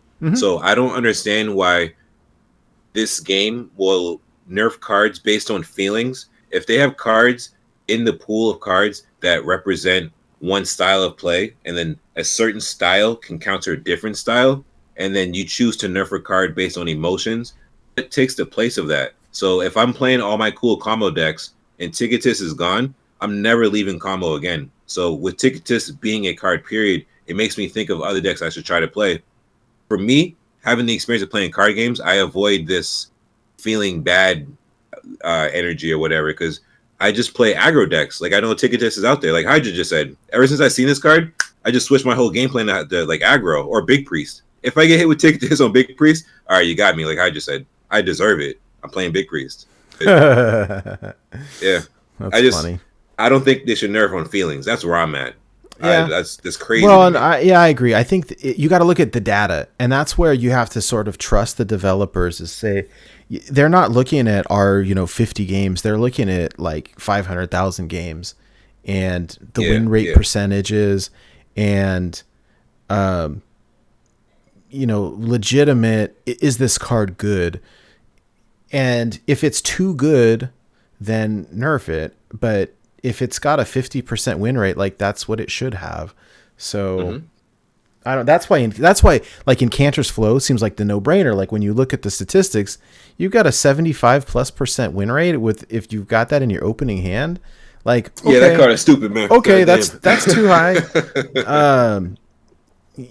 But like overall, I mean, anyways, I'll go off on this tangent all night. So let's just move on. But I think we'll see next week. But look, my earlier point is when I look at all these cards, right? Ticketus, Alex, Mancrick, Conviction, Crab Rider, Flow. These are all like the thing that all of these have in common is right here. They're in all of these battle ready decks. And so I know the idea early on, and this is kind of funny because we saw I'm not dropping shade on Godfrey. I love Lord Godfrey. I have Godfrey in gold. Shut up, Schmoopy. I love you. But I love Godfrey. He's great. I forgot that he's 7 mana though. You're right. Okay.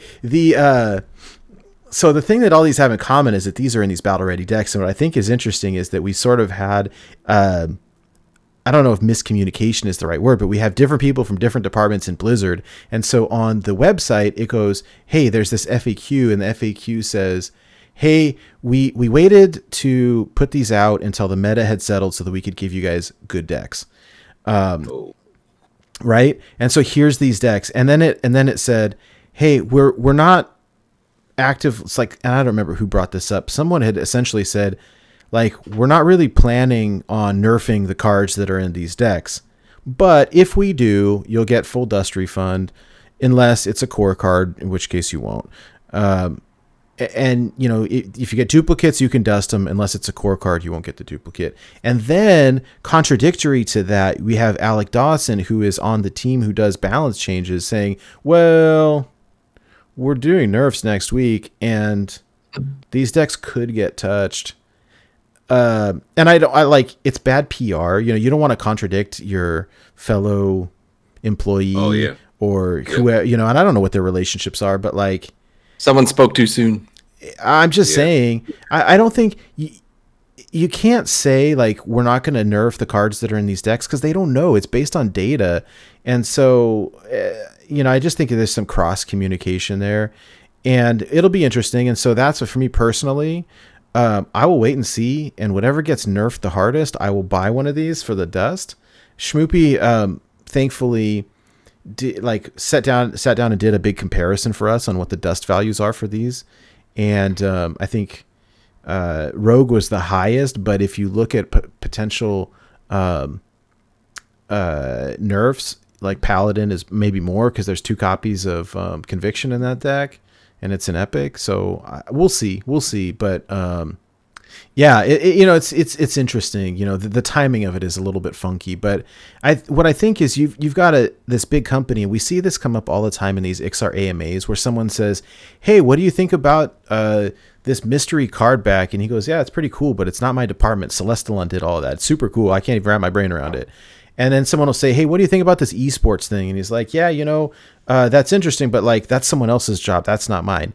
And so that's where I see this coming up is I've got your like marketing salespeople go, "Hey, buy this stuff. Hey, it's cool. Yeah, new things, it's shiny." And then a different department over here that's balance changes going like, "Oh yeah, we're going to update these cards." And it's two separate departments of the same company. And so I see pretty easily how this could happen. Actually, yeah, you're making sense. Yeah, 2 different departments inside the same company, not knowing what's going on. Well, yeah. You think like Activision Blizzard is a huge company, and so I know there's a very small, limited group of people who are active on Twitter, which is where all of us hang out. And so I see Alec, and I see Celestalon, and I see Cora, and Ixar, and a couple other people, but the pool is pretty low. But in the company, I mean, there's probably 1,000 people that work there. I mean, I don't know what the number is, but like. It would be so easy for there to be a scenario of like right hand doesn't know what the left hand is doing. Mm-hmm. It's so easy. So we get that even at my work that happens. Yeah, all the time. We got salespeople that tell the customer that yes, they're going to get a full refund, and that is under warranty. And then they give it to me to look at because I'm the QC guy, and you can tell they threw it down a mountain. Yeah, I can see it happening. One department in a company not know what the other guy's trying to do. Yeah, someone in sales, accounting, one guy trying to push. Yeah. No communication. Easily see a mess up there. Yep. Oops. One side messing with the other. It happens, unfortunately. But it sucks when there's the paying customer, us buying cards. And if we're talking about newer players that are spending the $20 on these packs or on these decks, that sucks, right? Because the new player experience is what they've been catering to a lot. Well, yeah. Well, I mean, I think the other thing to keep in mind is some of this stuff, like it takes time, right? If I'm gonna, I got to get the store ready for it. I got to make artwork for this. Like they had to create these packs, right? I got to do the artwork for this. I got to put these portraits in. I got to make this ribbon. Like someone had to do all this, and it's not like you can't just do that overnight. And so I imagine like this has been in the works for a month or more. I don't know how long. Right. And so they got it all set up. And I think what they're waiting for, like I've got my art people going like, all right, cool. Here it is. Here's my artwork. I'm ready to go. I got the website people getting this all updated. Kind of ready to go. And then I think what they're waiting for on the last minute, and it's this easy to do because it's a digital card game, is saying like, okay, we've got this long-standing plan to create these ready-made decks and to sell them, and they're prepackaged, ready to go. What we're waiting for is for the meta to develop to where we're happy with it, and then we'll drop in the code for, hey, this is what deck we're going to give you that goes along with this. And there's no way, like this stuff changes all the time, and so they don't know if it's going to change or not. Anyways, a lot of moving pieces. I guess long story short to say a lot of different moving pieces. And I think that it's, I guess we'll see what happens, but I'm hoping that, I'm able to capitalize on this a little bit and hopefully get a little bit of extra dust, but maybe they'll be awesome and say, hey, yeah, we nerfed the Paladin one. We nerfed the Warlock one. Pick another one on us. Hey, yeah, you never know. I am excited. I will say I am excited to, like, my kid plays a lot of different games. And, sometimes it's Minecraft and sometimes it's Hearthstone and sometimes it's, whatever else it is. And so the idea of someone having a smaller collection and being like, yeah, I want to try this Demon Hunter deck. I want to try this Paladin deck. Like, cool, you can just buy it. That's cool. $20, it's a little bit much, but if you look at it this way also, a lot of these have 4 to 6 legendaries in them. And like your pull rate, what is like probably 1 legend in 20 packs. And so, and that's a lot, you know, this is more cost effective. And at least this, you get the legends that you want instead of the legend, like I'm going to get that freaking priest harpy that really sucks, right? Serena Bloodfeather. And like, I don't want that. I wanted this, you know,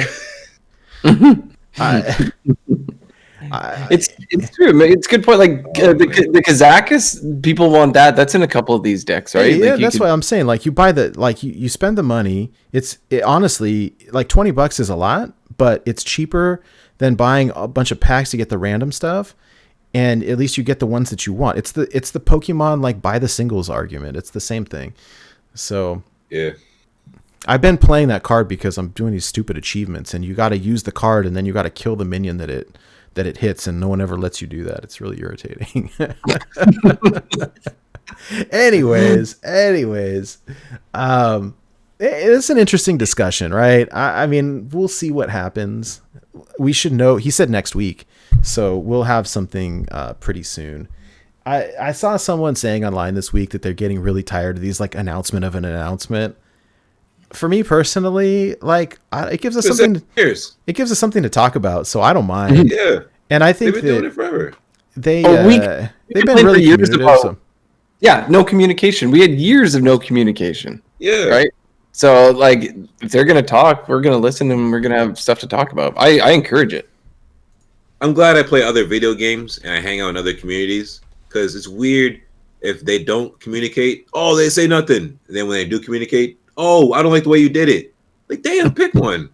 Damn. I'm sorry. I have kids, so it just sounds like my kids. Anyway. Nobody's ever happy.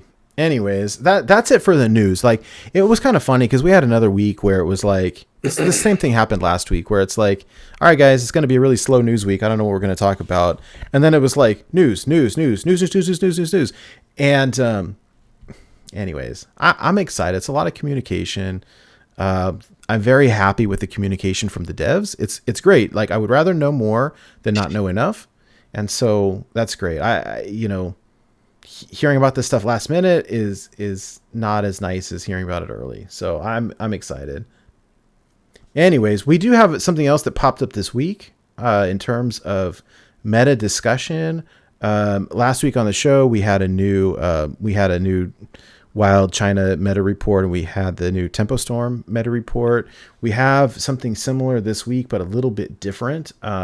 So there's a group, China's top 200 Wild meta report, and so I've got that here. It looks very similar to ours. So they're saying tier 1 is Flamewaker Mage, and then Darklair Warlock, Handbuff Paladin, Darklair Zoo Warlock, which I'm not quite sure what that means. You know, I thought, but they've got in tier 2 Secret Mage, Baby Zoo Warlock, which we really start to see come over to NA over the past week. And then Cube Warlock, which I haven't seen all month, and so I'm really curious to check out their list here. I love playing it. And then Kingsbane Reno Priest, Reno Secret Mage, Mozaki Mage, Big Priest, Murloc Shaman, Enraged Warrior. Like, I don't even know what Enraged Warrior is, and then Alignment Druid. So it leads me to believe, though, that their meta has got to be similar to ours. The reason that I like the Chinese meta report is because Wild for us is relatively small, where, you know, I mean, so say at the end of the month, I've got 5,000 or 6,000 people in Legend, maybe in Wild, and Standard, you've got, you know, probably 40, 50,000. I don't know, a lot. Like, you get people in the 5-digit, maybe. I don't know. Don't quote me. I don't even play Standard, so I don't know.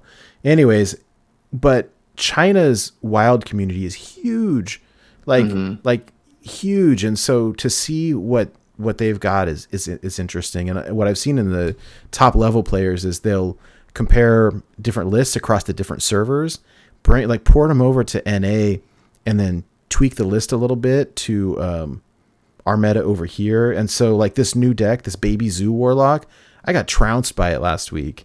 And I look at this and like these people are playing like the Murloc Tiny Fin and the Penguins and all this stuff.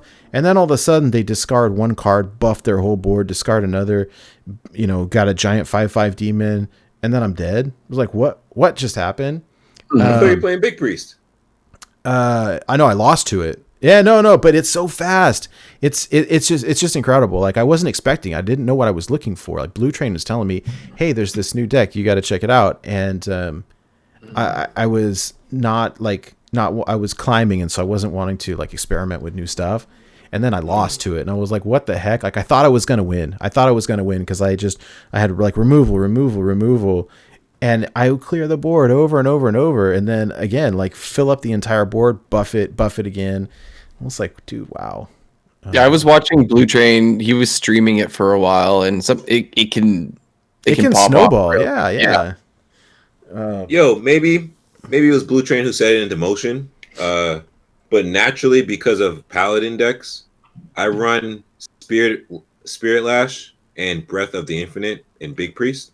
Mm-hmm. So when I queued into that deck, I had no trouble with it. When I watch it against other decks, I see how those 0 drops, 1 drops, and then you kill one, and they all get +1 attack, plus health. I see how that can just steamroll. So maybe I just got lucky, and it just plays like aggressive decks that I'm ready for. But it is cool to see. Like we all know for the longest time, China's got a big, gigantic community. So it's always cool to see when the next cool decks come out of their community. Just like many seasons past, the cool decks always comes from China. So this one really is cool. I saw Blue Train. Yeah, he was in it. Wait, Nate, you were there, right? Big stream, but Blue Train. He had NHL in there. I think he had Shia, right, pushing out the baby zoo. So it's pretty cool to see. Yeah, that's so fun. I just know when I ran into it, I was like, nope, Spirit Lash, Breath of Infinite. Hell no. Like, no. If you draw your clears as Big Priest, you're probably good. But as you know, Big Priest can brick on its draw as well. Not me. I got the record. I got the stats right here, and I got the stream to prove it. I smoked people the other day. Yeah, nice. Man. I love Big Priest. It's awesome, dude. I love it. This meta is perfect for it. Love it. Nice. We have one other list. I wouldn't necessarily call it a meta report or a tier list, but Slizzle put out, he does these very often, and I really appreciate it, released a video today of his hot takes for the best off-meta wild decks to climb with for this month. And so he's got a whole bunch of decks here. I love it. He gives credit to the people whose decks they are, and then he's got all the codes there. Awesome. And so if anybody's interested in climbing with something other than your like tier 1, tier 2 decks, it's something fun to check out. I mean, I'll post the list in the show notes, and it's already in our Discord. But if anyone wants to check it out, it's pretty cool, and I really appreciate him putting this together. And so, if you're looking for something to play that's not necessarily meta, there's some fun things in here. So you're looking at more of your Reno decks, like your Shutterwalk Shaman and Big Shaman, and some things I think are competitive. And I could say I've hit Legend many times with like tier 3 decks that Big Shaman and stuff like that wouldn't necessarily recommend if you're really trying to like power through. But these I like it because this is a combination of viable with fun, and sometimes that's hard to do. Like people ask me what should I play, and I'm like, hey, do you want to have fun or do you want to win? And and I mean, winning is fun, but like at the same time, if you're playing a deck that you don't enjoy very much, it's a little different. So I've been hearing people talk all week about Reno Rogue, and there's a list on here. So just saying. Anyways, yeah, that's cool. I'm excited about this stuff. I enjoy it, and like talking about it. One other thing before we move on to what we've been playing, we had a question from Discord from Shmoopy Daddy asking us, hey, what has been your favorite card to use this expansion? So I know what mine are, and so I'll talk about them real quick to give you guys a minute to think about it. Mine, although, so I've got a couple specifically. So he said, what is your favorite card to use from this expansion? Honestly, like my favorite cards, and again, I think that this was a mistake by Blizzard, is I enjoy the core cards more than I enjoy the Barrens cards. And to me. So, yes. And so like my favorite cards, like okay, Talon Fordring is amazing. Okay, like anytime you have targeted draw, like it's great. I drop him in, my Death Rattle decks. He pulls N'Zoth. I drop him in my Reno Priest. He pulls whatever's on the top. He pulls my Reno Jackson. It's great. And so that card is fantastic, just absolutely fantastic. I like the new Alexstrasza, the Lifebringer. That card is bananas. This is big old dragon, but then I got 8 damage over the top. Like targeted Ragnaros, like dude. Okay, that's incredible. But my favorite card, and again, this is core set. My favorite card is Illidari Inquisitor, aka King Rush, aka Ragnarush. Like this is 8 mana, 8/8 Rush. And then when you attack, it attacks again into that. And like I have got lethal so many times with that. I love that card. It's my favorite card. Absolute favorite card.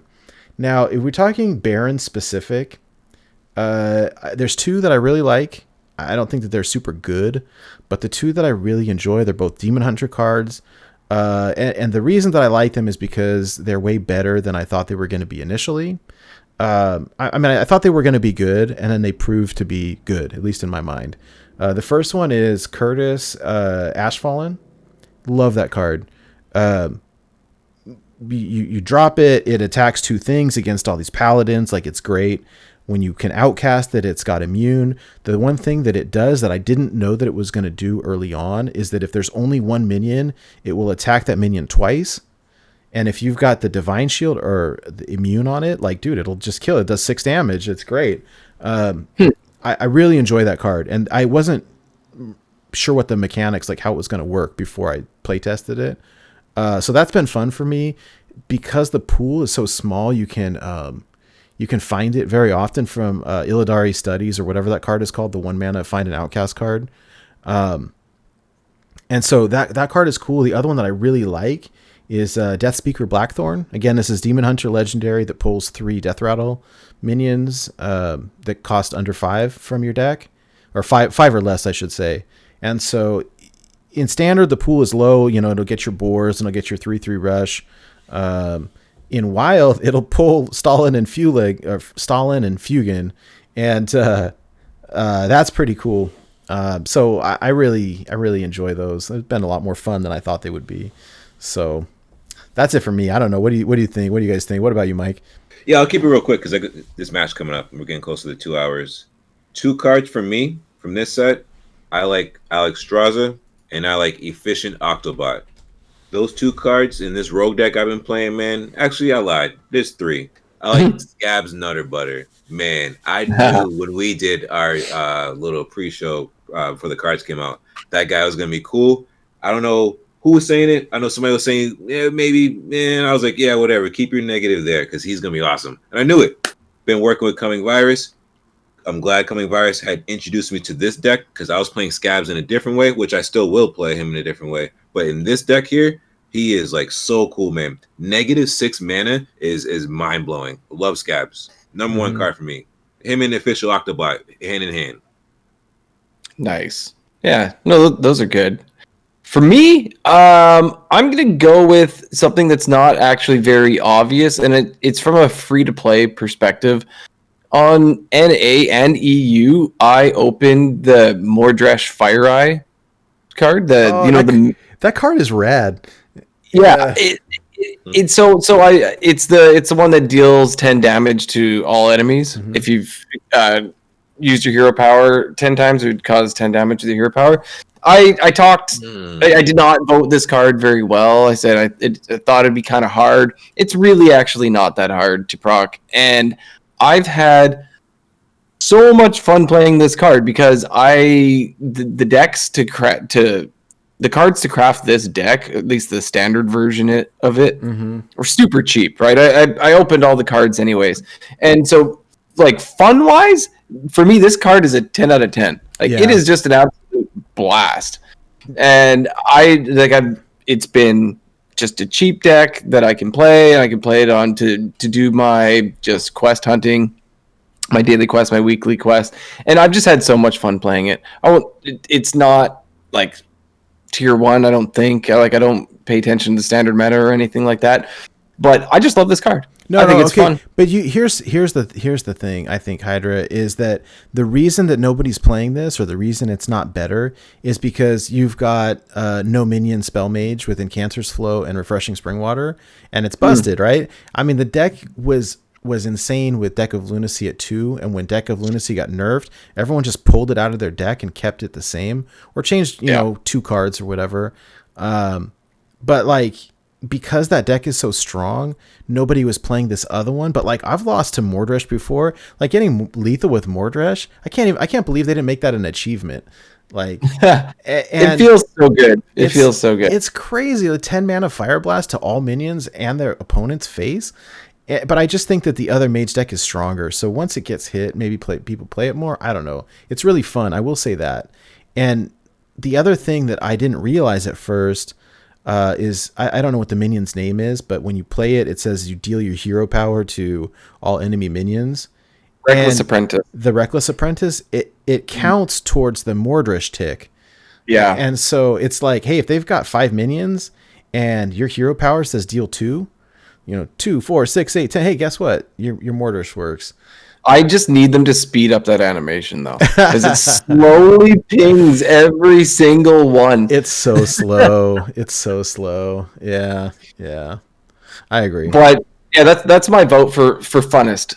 Yeah. For me, it's that deck with that finisher, and sometimes you don't even play it as like, say you can't get lethal with it that turn, but you can clear their board and you can put them in danger of lethal because now you have a 10/10 on the board to get them next turn. Yeah, I like it. It's fun. It's very fun. It flips the board. It's got that Firelance Portal sort of effect, right? Where you've taken something away and you've added something to the board. Yeah. Like it's a total like tempo reversal. I like it.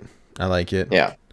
Hey, well, this is good answers to that question. So Shmoopy, I appreciate the question. Mike and Hyder appreciate the off the cuff answers. This is fun. This is really fun. Oh, I have one more. Yeah. Because I know there is a small pocket of people just like me. I very much enjoy the new Kazakis, not for what you guys are thinking, but for the reason of I play other 4-drops, and I've done this with other cards that say this only activates if this is not in your deck, because it's very much a mind game. I blew someone out of the water when I played Kazakis as Paladin, and they just assumed I didn't have Cariel Roam. Next turn, boom, drop that Cariel down. Those 1-cost cards in my hand that were holy spells now cost 0, completely obliterated them. So I love Kazakis because some people see it and they just assume no other 4-cost cards. Like, love it. Big brain. Yeah. That's all. Yep. Okay, well, real quick before we move on, talking about what we've been playing over the past week. For me personally, after I hit Legend, I was talking to NHL and to Blue Train. I was thinking, hey, I was thinking about getting 11 stars, maybe, I don't know. And so I'm really wanting to learn these top tier meta decks. And so I started learning how to play Bodybuilder's hand buff Paladin. The deck is surprisingly strong, like really strong. And it's not that easy to play. Like, there's a lot of decisions actually to make. It's not as, I don't know, not quite as intuitive as I thought it would be. What's funny is this deck has been around in some form or fashion since, Grimy Goons, but it's solid. It's very, very good. Definitely tier 1, and there's a lot of decisions to be made. I know he keeps switching the deck up a little bit, and but man, I love it. My man is the king of dust bait. He is so good. Hey, make Valenier. What? Yeah. I already have it. But most people who don't have it, okay, they just make it. What did he throw in? Wicker Flame? Yeah. I was like, yo, my man is the king of dust bait. Oh my god. Hey, I mean, he's rank 1 legend. I don't doubt it. What I love, so I've been experimenting with this. I still have a lot of learning to do, right? We try with Wicker Flame, try with Valenier. I saw earlier someone saying Don Honcho, and I don't know if that's legit or if that's a joke, but like, I love it. I love it. If he does that, oh, he's the man. That being said, right? If I've got, he is the hands down expert at this deck. It has gone from out of nowhere to tier 1 meta deck. He's rank 1 legend with it consistently. I just lost to it earlier playing Reno Priest, like 30 damage out of nowhere from freaking 15 attack, Chillblade champion and something else, and then like 2 times 10 like maxed out rank 3 conviction, and like okay, wow, like this is legit, no joke. It's just not that easy to play. And then when I've got someone like Ixar that says, hey, I'm going to learn all 3 formats, and I'm gonna get high legend finishes in all the formats because I want to be in touch with the game that I'm making, and I'm going to start with wild. And then he took Bodybuilder's guide, read it all, studied it, and freaking hit day 1 legend with it. Finished last season top, well, I don't know, it was like top 100. I think when he posted, he was at legend 50 or something like that. And like this is legit. And so I'm trying to learn it right now. Hopefully, sent the guy a shirt. A fridge magnet, something. So this is super cool. Anyways, this is what I'm playing. It's a lot of fun. I'll have to check and see what the current version is, but like I encourage you guys, if you're interested. Bodybuilder wrote a really good guide on how to play this. It's more complicated than meets the eye. There's a lot of decisions to make, and I recommend this deck. It's very strong. I'm a little bit nervous about the nerfs. We'll see. I've heard rumor that first day of school might get hit. I don't know what you do. Maybe make it from 0 up to 1. So we'll see. That could be a thing. I'm worried that conviction is going to get hit. But I don't know if those would kill the deck. I mean, I guess we'll see. But Crab Rider gets hit. I mean, it's like, well, I guess we'll see. This list that I have on the screen here has got some tech choices in it, and I know a lot of it is dependent on the current meta. Lord Baroff is maybe a flex card in this. Lotheb, Wicker Flame, like there's some, but like the core is there. So I've been really enjoying this. So shout out to Bodybuilder, and I appreciate this deck. I appreciate what you're doing for the community. Appreciate your guide. Yeah, I'm a big fan. And then as a total side note, like Bodybuilder, watching your workout videos and then watching Cream Puff, like before and after, like exercise, weight loss type stuff, like I'm super inspired now. As soon as I recover from my surgery, then I'll be on that grind. So yeah. Anyways, Mike, what do you got? What do you got here? Yo, all right. Real quick, Bodybuilder, man. Shout out to you. This deck, so cool. Nothing like that Mech Paladin deck last summer. I just like the flavor of the hand buff. So like all the stuff in the hand getting beefed up, and they made tools for it. So cool to see like this deck, like Nate said, come out of nowhere and boom, now it's on like Front Street.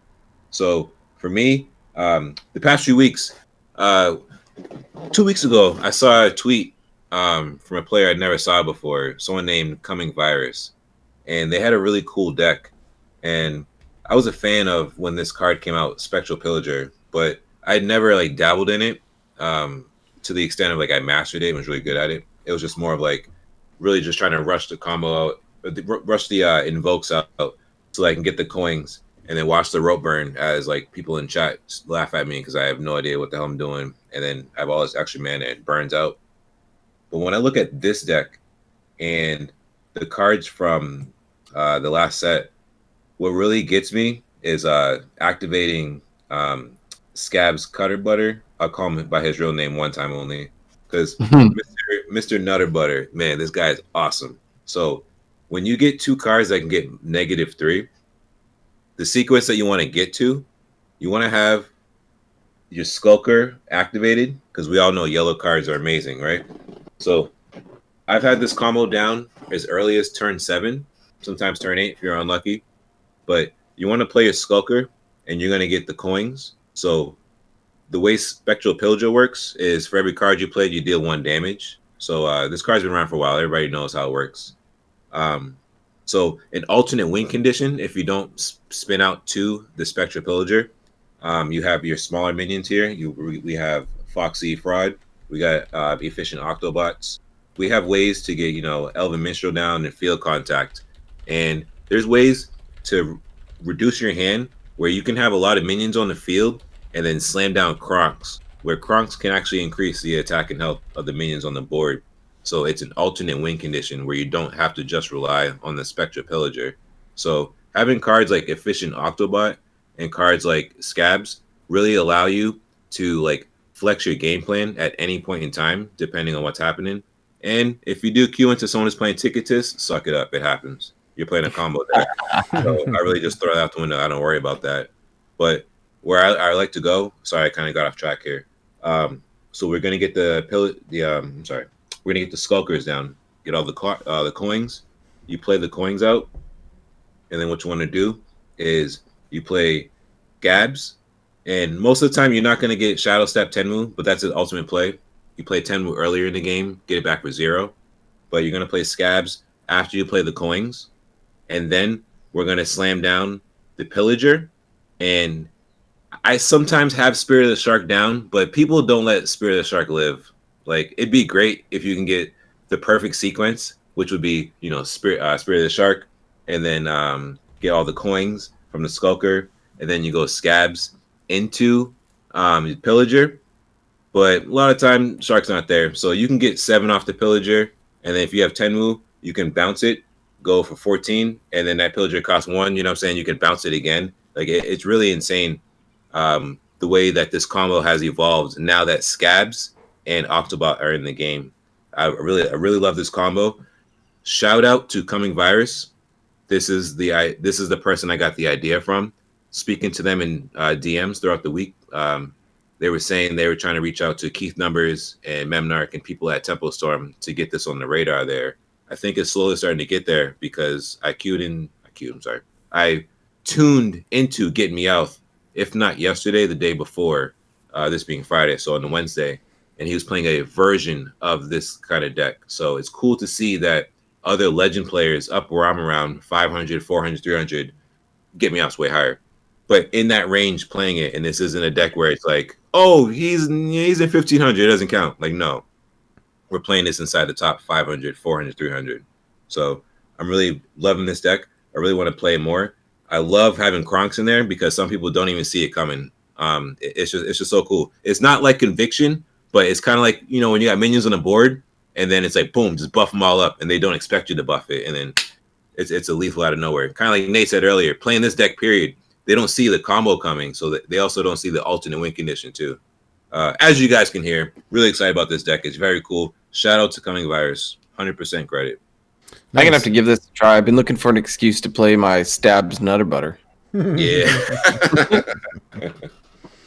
This is fun. I'll want to play around with this too. I haven't played Spectral Pillager Rogue in such a long time, and like when you're able to pull it off, it's really fun. It's tricky to learn, but once you get it, it's solid. Let me I'll admit this to you guys, to everybody listening. This is on tape. I have the recording. I spent 25 games in casual to practice the sequence before I even took it to ladder because I didn't want to be destroying my legend ranks with a deck I know that can work. So I literally had to practice many times. Like, it's funny, like Celestalon's puzzle. I was in practice this week with this deck. Like, all right, this sequence and then this. Oh, I messed it up. Start over because you can start over. Like, definitely takes practice. Great. Yeah. Well, let me ask you, what do you need to reduce? Like with Octobot, do you tempo it out? Like, will you play it when you got a full hand and you just want to reduce everything? Or are you looking to reduce some specific? Like, what's the actual combo? So for people listening who are not familiar with this, like, what's the combo? Okay, so the actual combo, here's what you want to get down. You want to play Spirit of the Shark turn 6.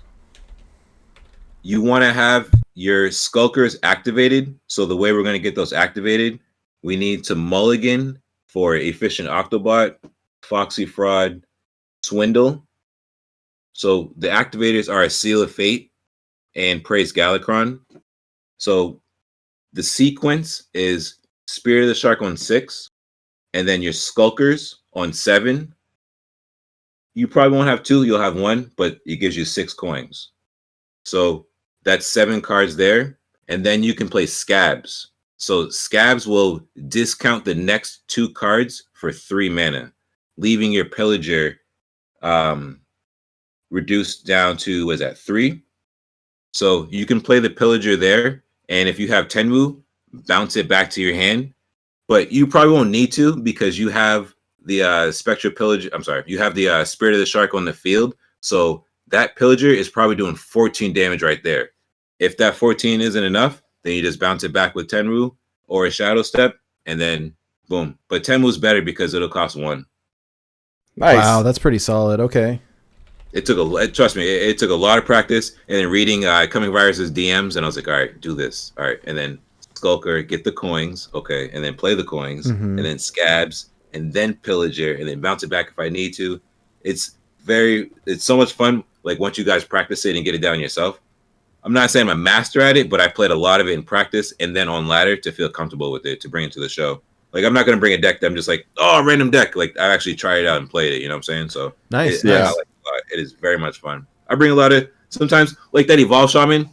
Like I would play this against that. That was just like a high roll goofy deck. You know what I'm saying? But this one, I actually took practice and I took the time. So like I feel cool about this list. I lost to this just the other day because I had no idea what was happening. Like they were doing something and I couldn't figure out what the combo was, what they were doing, and then out of nowhere I was dead. And I remember like I almost had them. I was playing an aggro deck and I had them down to like 2 health next turn. You're done, and then they just comboed off and I was full health. It just took me right down. Real quick, last settings. For people who are listening, they're wondering, like, how do you stay alive till that point? There's a lot of tools. Backstab, Prize Plunderer. We have a Foxy Fraud that can hit Swindle, so you're able to find more things like Seal of Fate. I wanted to find a way to get like prep in here, but that doesn't make sense. So for me, the mulligan is always Octobot, Foxy Fraud, Swindle. If you see that it's an aggressive class, if you got Backstab, get a Backstab. And I've survived, and not to say it in a way where it's like you're gonna be against the wall, but like this deck it can hang, man. It's awesome. I love it. I'm loving it. Nice. Sweet. All right. So Hydralisk. Ooh, I see your list here. I like this. Go ahead. I joined the dark side on this one. So, but both of you guys played some Big Priest this month up to Legend, hey? Yep. Oh yeah. Yeah. Well, I joined the dark side on this one. As much as I am a person who loves to smork to go face, I've actually find comfort and relaxation in playing a deck like this because when I'm aggressive, like I feel like I'm the one putting them on the clock, and that's when I get a little more ladder anxiety and stuff. If like I want to chill weekend, I want to gain ranks, I just want to relax, but I still want to climb. A deck like this just sits perfect for me. Yeah. So it's a Big Priest deck. It's a little teched for certain matchups. It has your Mass Dispel that's for anytime you're facing the mirror or anything else that's going to put up taunts to stop you. That definitely has come in clutch for me. It's not necessary, but let me just tell you, if you've never played a Big Priest mirror, it sucks.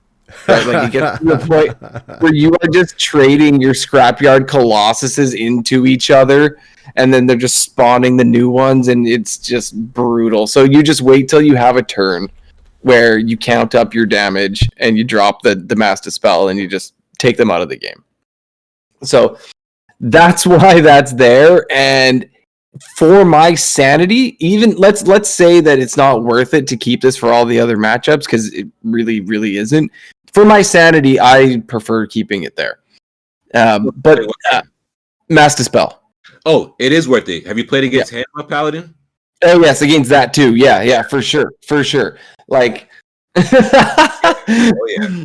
So like I'm a very big fan of putting Mass Dispel currently in this deck. I definitely think it's worth a slot. If I'm up against aggro and Ziliax is in my hand, I personally always keep Ziliax because you can usually make it to turn 5, and if you can drop your Ziliax, it can be just soul crushing because you spend the other turns up to that using your palm readings or your shadow visions or your thrive in the shadows looking for other removal. Mm-hmm. And if you or you're at the same time you're picking up resurrects, right, or eternal servitudes, if you can just make it to that turn 5 to get that Ziliax down, it's just brutal because yeah, sure they'll kill it, you'll heal up a bit, but you just bring it back, and then you bring it back, and you keep bringing it back, and before you know it, the Pirate Warrior is top decking, and then they just choose death. Yep. So Love it. What's interesting?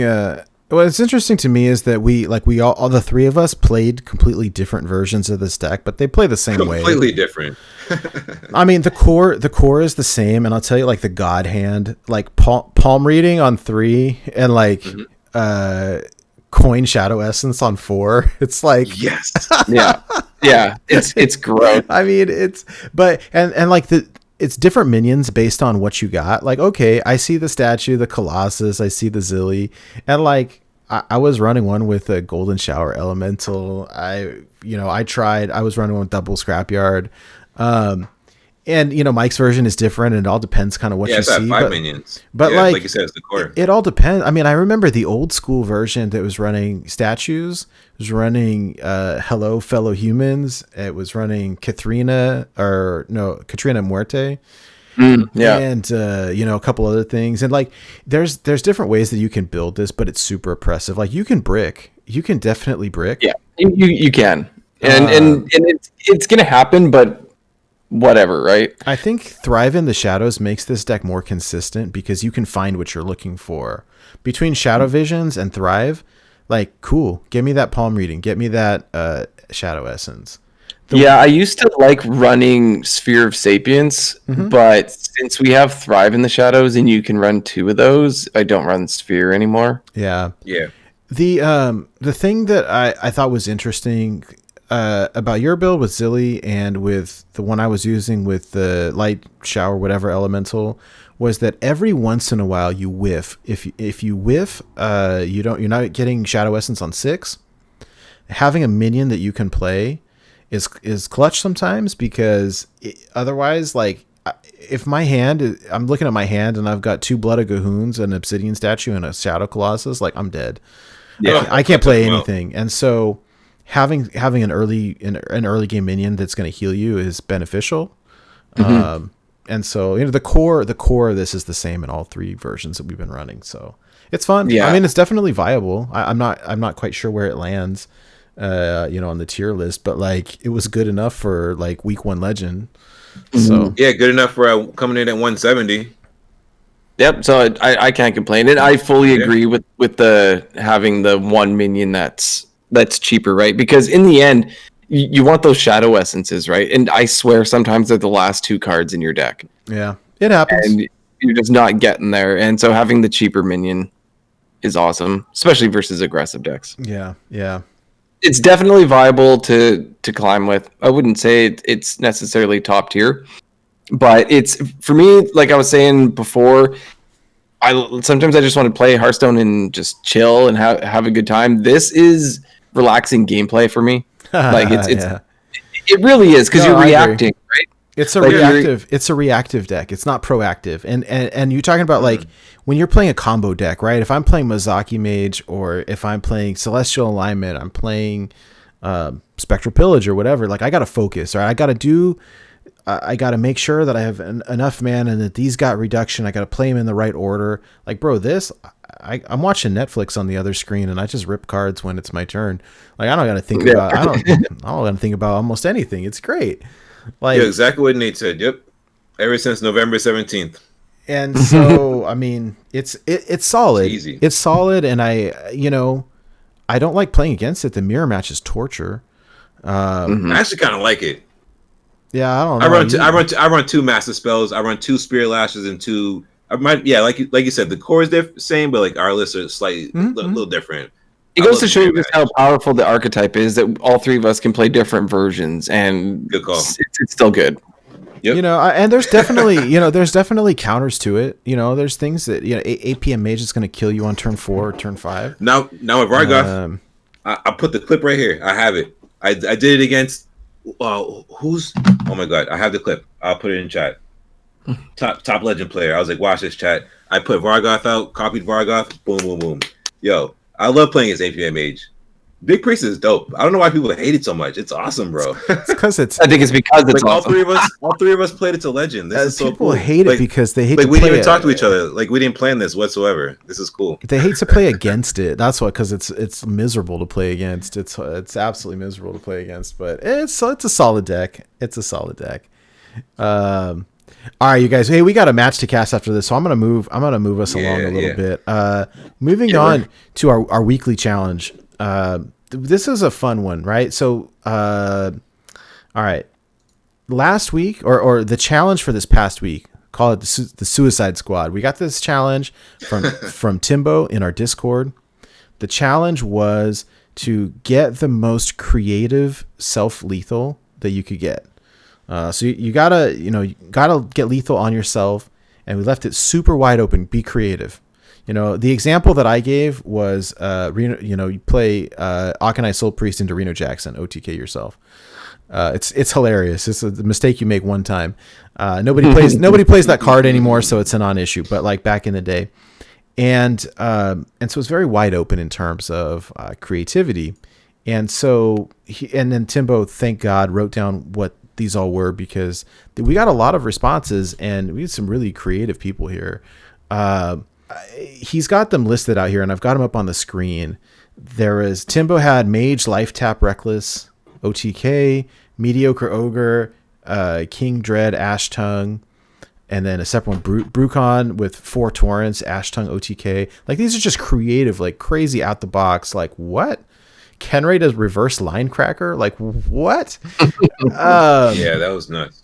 And then, there was a bunch of our others. 4 Vargoths and play Sprint.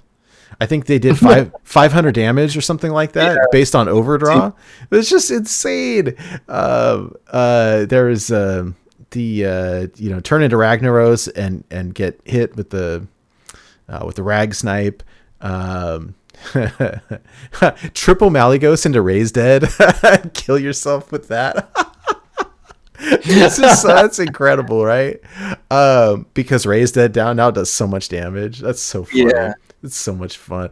But there was one in particular that really took the cake. We all came to the same conclusion on this one. And so the winner of our challenge for this Suicide Squad is Mikkel. And here's a picture of it right here. So this is what he did. I had to write it down because it's so complicated.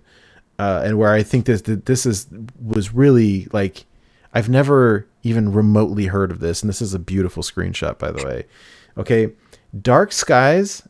Sorry. He gave his opponent Howl Fiend, swapped decks with Togwaggle, then played Dark Skies to discard their opponent's hand, then silences the Mechathune and Plague of Flames. So now his opponent's got the Mechathune, kills it, and then he loses, right? Like, that's crazy. Just the combination, like, what? I was so impressed. I was so absolutely impressed. And all of these were really good. And so big props to all of you guys, especially. So, congratulations, you guys. That was a really, really fun challenge. It's something different than we've done before. And this one takes the cake, but they were all really creative. I mean, some of these things I would have never thought about. I mean, when I was sitting here thinking about, Noggin Fogger, Tiller, I don't know. I mean, there was a bunch of crazy things that these guys came up with, and I'm super impressed. But Mikkel, you are the winner for this. GG's, very cool. I'll reach out. So I was just gonna say, bonus points. If you notice, there's there's Mechathune and Cthulhu on the board in that right? shot. Yes. Oh, look at that! How'd you pull that off? Damn. Yeah, his opponent must have been playing Cthulhu, I guess. Yeah, but even then, like, look at the secrets, man. Like, you got to test for counterspell. Secret, man. Yeah. And this was so it had to work out just right because the opponent's hand is empty. Otherwise, it wouldn't have worked, right? Mm-hmm. So, and how do you live? He survived against a 12/12 Cthulhu that went off. Like, look at, he's got 3 health left. That's incredible. It's just it's like Oh, okay, this is next level right here. So I really hope there was a friend request after that. right? Yeah, I hope Like- so too. I want to know this. Like, I'd like to hear the story behind that one. That was incredible. So, I've got something a little bit different for this week's challenge that we have not done before, but I had an idea, and I want to try this out. And so this week's challenge is a deck building challenge. So the challenge is I will present 4 cards. 4 cards. You got to put these 4 cards in your deck. You build the rest of the deck however you want. And what I'm looking for is I want to see a viable ladder deck. That means at least 51+% win rate. Okay. Like it's got a 51% or more win rate. That's not that games? much. Yeah, how many games are we talking here? 3 games.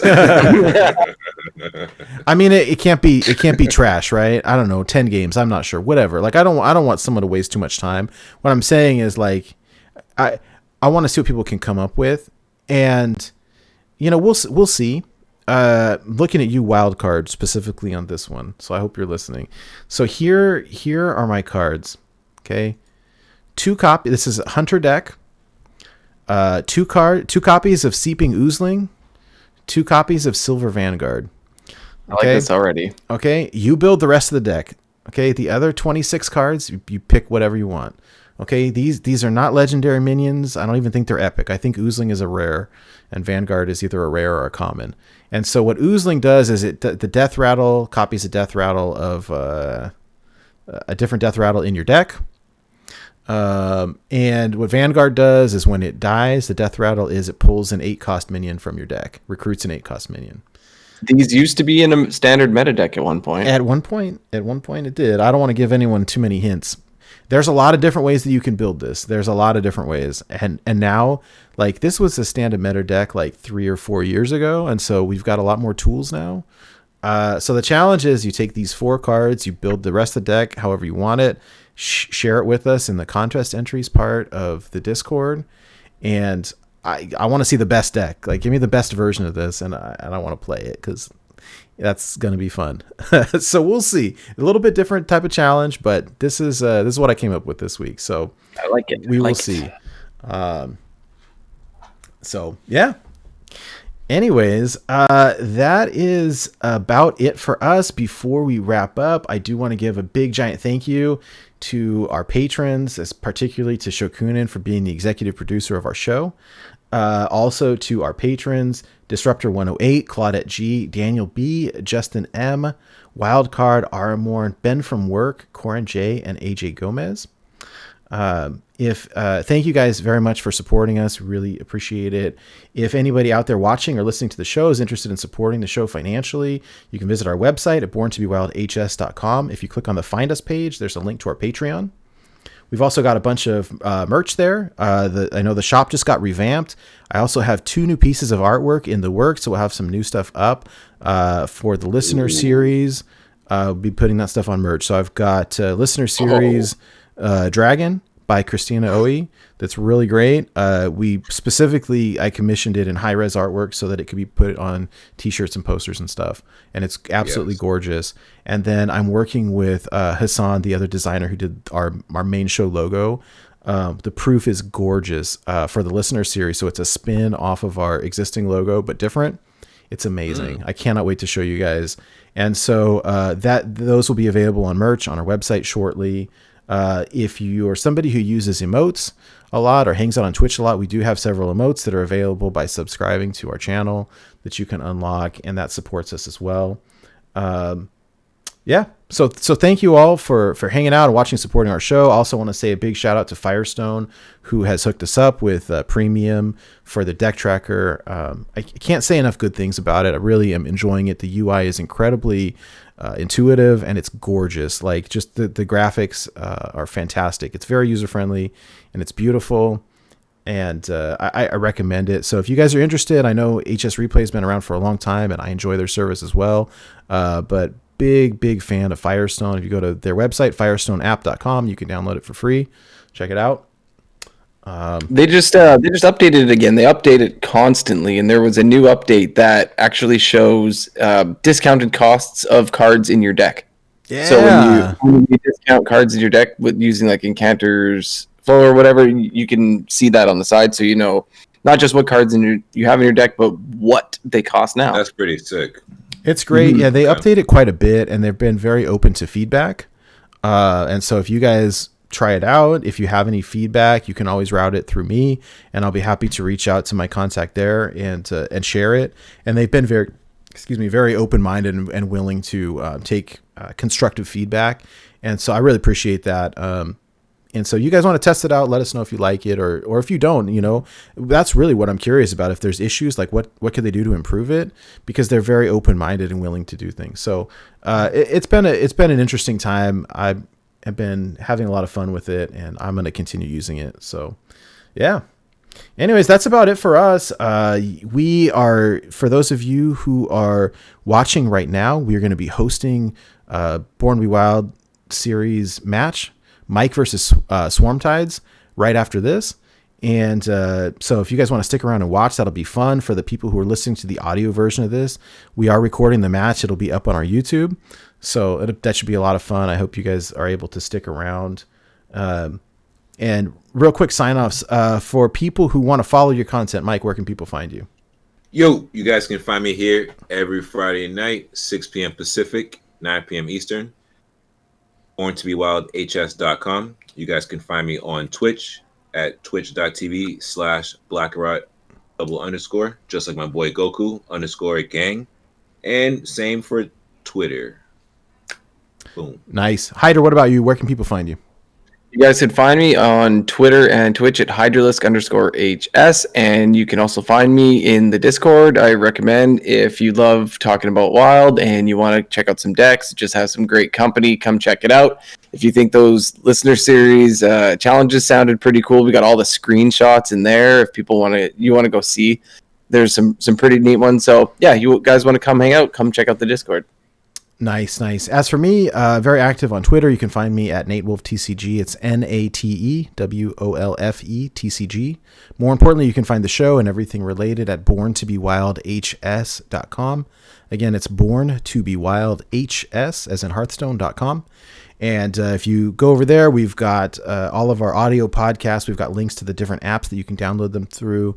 We've got all of our video content up there and links to our YouTube channel. And then on the Find Us page, there's links to the Discord. And I agree with Hydra, even if you're not somebody who really enjoys social media, it's kind of a hub of a bunch of community-oriented Wild players. We've got deck lists, we've got replays, we've got tier lists, and the whole shebang. And it's been great. And so I recommend that. Yeah. And I just want to say thank you to everybody who's here watching live. We really appreciate you guys hanging out. It makes it a lot of fun interacting and hanging out. Mike and Hyder, it's always good to see you guys. And excited to do this again next week. I think we'll have some nerfs to talk about, and it's always a lot of fun. So yeah. All right, you guys. Hey, thank you so much for tuning in. We'll see you guys all next week for another episode of Born to Be Wild. And yeah, hey, for those of you here, stick around to watch our match live.